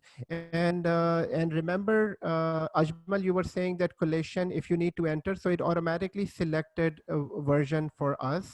If I haven't selected anything, so it automatically selected it for us. Different value. Okay. Would it also give you the password here? No, password, it won't give us the password. And for the password, how can we get the password? I think so. This is the root password for this, and after that we will need to set up the IAM or the directory passwords for this. So root password, we all know that the root password is just one password for the database that is configured from within the database. Now, if we need to make changes to this password, this is not done from here, but it is done from the client side. So it is done from inside here. We can go to the security, we can go to the logins here, and here is the root password. Now, this root account and the password is all managed within the database, and the DBAs will be able to make changes to this account. So if they ever need to make changes to this account, but they need to have that first time password, you need to provide it to them. If they lose that password, then probably I'm not sure that how can they change the password from AWS service. There should be some process, but most of the time, all this SQL account management is done from within the database. So they will, I mean, they won't even use this root password. They will start creating their own login. So they will create a new login with a new name with full admin rights, and they would keep this username safe somewhere because this is the password that has full access to the database. So this is like an admin account. Like an SA account, like sysadmin account? This is a SA account. This is an SA account for this database and owner account. So most of the time, DBAs will go in, they will keep it in the safe place, and they will start creating more accounts. Because if everyone is using the root account, there won't be any audit. They won't be able to perform any audit that who did what in the database. Okay. Yes, please go ahead. Mirror. It's a mirror data. It's a mirror database. It's a mirror database. There's availability in a database. Either that it's a mirror or it's a replica. Yeah. Where are you reading that? Is it part of this database, or it's just a general question? Just a general question. Either once we build a database, either we build a failover cluster, either we build a mirror data. The availability with the mirror database. So which one is that? Okay, which one is for high availability? So in this case, it is just a single database. We haven't configured any high availability. But let's say if we need to configure an high availability for that, then we need to create replicas of this database. So for now, this is just a single database. We are not using that in a cluster. So in yes. So we will not it won't fail over, right? It won't fail over because it's a single database. Yeah, right, yes. Right. Okay. It's a single database. Okay.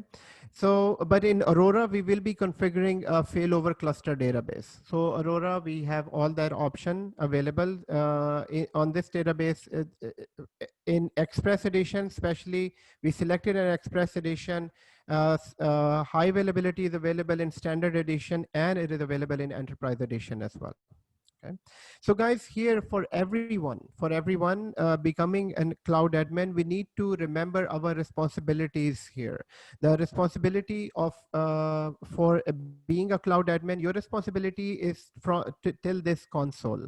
You need to remember, and most of the things within the database, you need to sit with a database admin, and they would let you know that what to configure in the database, which version of SQL, which version of the engine, database engine they are using. But our responsibility is to make this database and then to manage it. So the database here, you can stop the database, you can reboot the database. So for example, if you stop the database, your connection will be lost.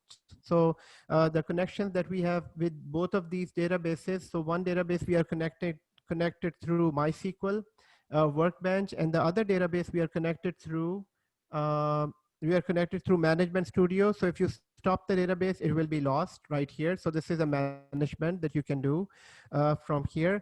Or if you want to make any changes to the database configuration,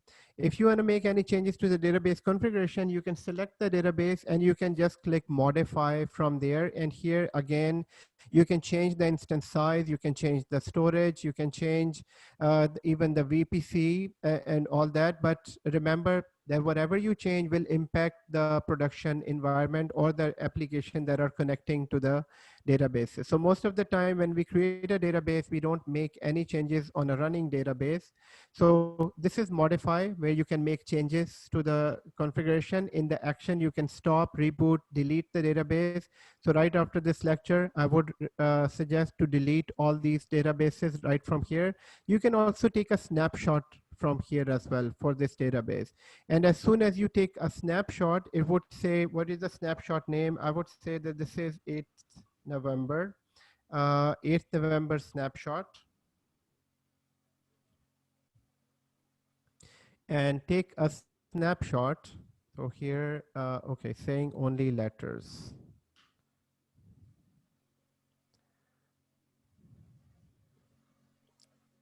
So it will take a snapshot, and snapshot requires a database. So here, snapshot, you can always go back to a snapshot whenever required. So, and if I select this MySQL, here you will get some more actions. Here you can create a read replica of this database. So just a few minutes back, Ajmal asked a question, can we provide high availability for this database? So since MySQL is a full version, whereas the MS SQL, we used Express Edition, that's why we cannot create high availability. Otherwise, in standard or enterprise edition, you can create a replica. Let's say if I create a replica now, what replica will do, it will create a complete replica, just like in the slide we saw. It will create a copy of this database in case if one goes down, the second one will be available.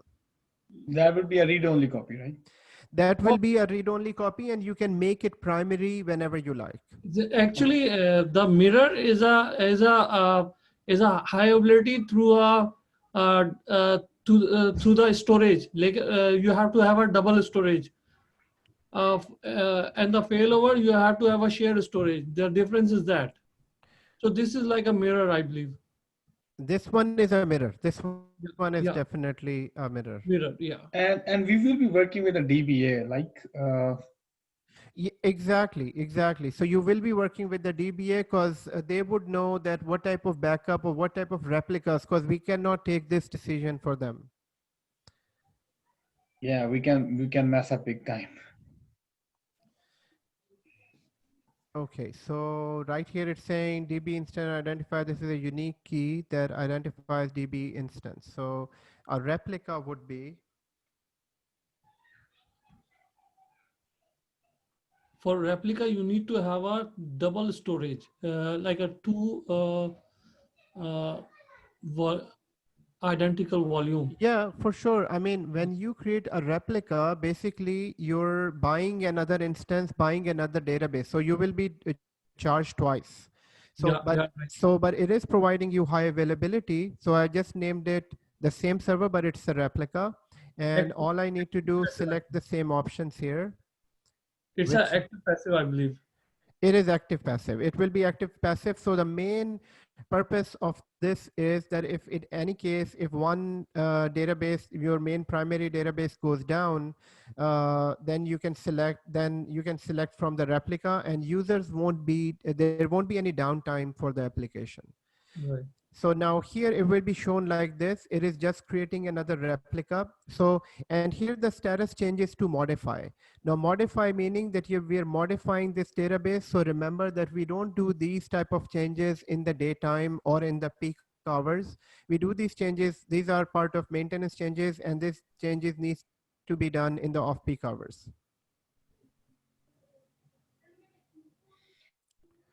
Okay, so everyone. Sorry, what is modifying? It is modifying the database. So remember, I created a replica for this MySQL. So the status is changed to modify. It's not available. The database is not available. It is being modified at the moment. Once the replica is created, then it will both be available. Yeah, right. Because it is writing to the other side. Yeah. Yes. Hey, Brother Adnan. Yes, please go ahead. What is the client software for Aurora? Because in the next class, if you will be doing, we should download it in advance. It is the same one. It is the same one. The Workbench. You can connect from Workbench to Aurora, and Aurora can be managed from AWS service as well. So it is done right from here. Okay. So guys, what I will do, I'm creating these videos for all these. Please complete them before the next lecture. Inshallah. Okay? And please complete all of the videos, guys. I mean, I don't want to restrict everyone to create the documentation, but trust me, at the end, when you are provided with a custom lab, you won't be able to do the custom lab. And that will be, it's a huge heartbreaker on my side and your side as well, that we have spent all this time in this training and you are not able to do the basic tasks. So for that, I am requesting everyone to complete the labs this week. This week, complete all the video labs.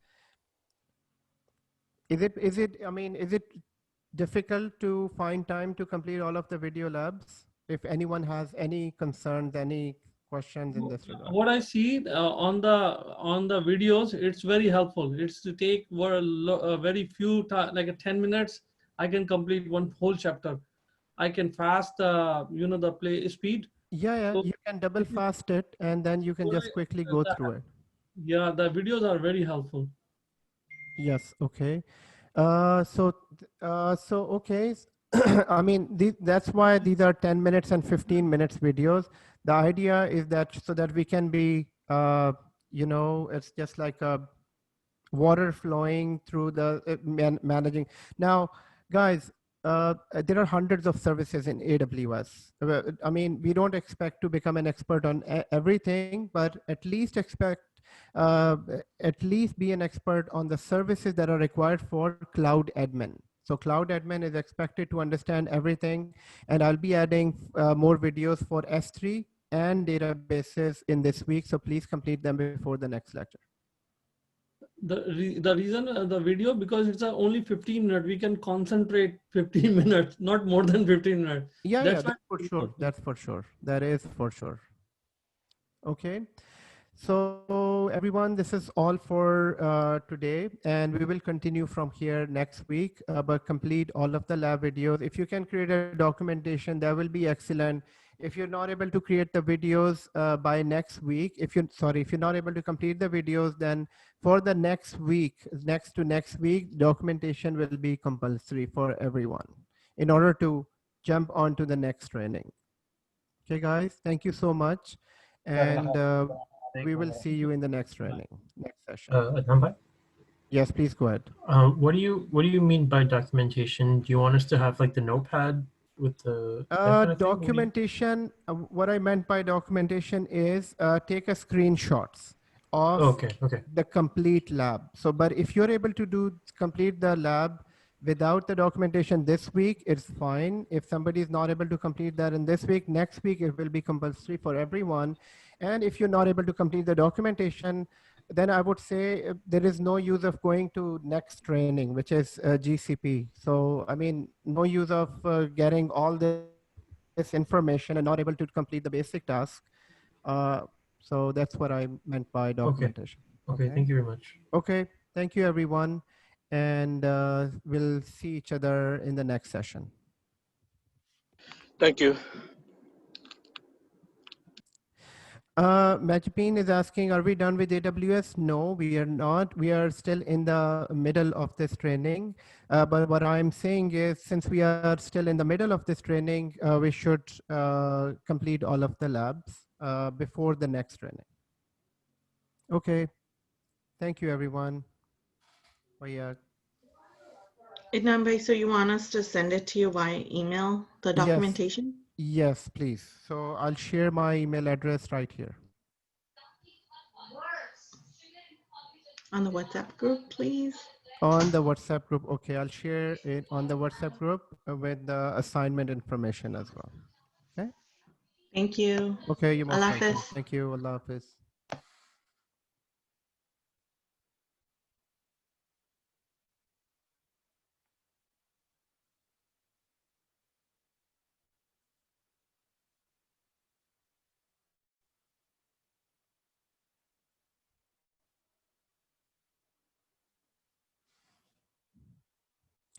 So everyone remove the instances. Now, one thing to remove the instances, it must take a snapshot. So that's why, and so first you'll have to take a snapshot and delete the instance, and then you need to delete the snapshots as well.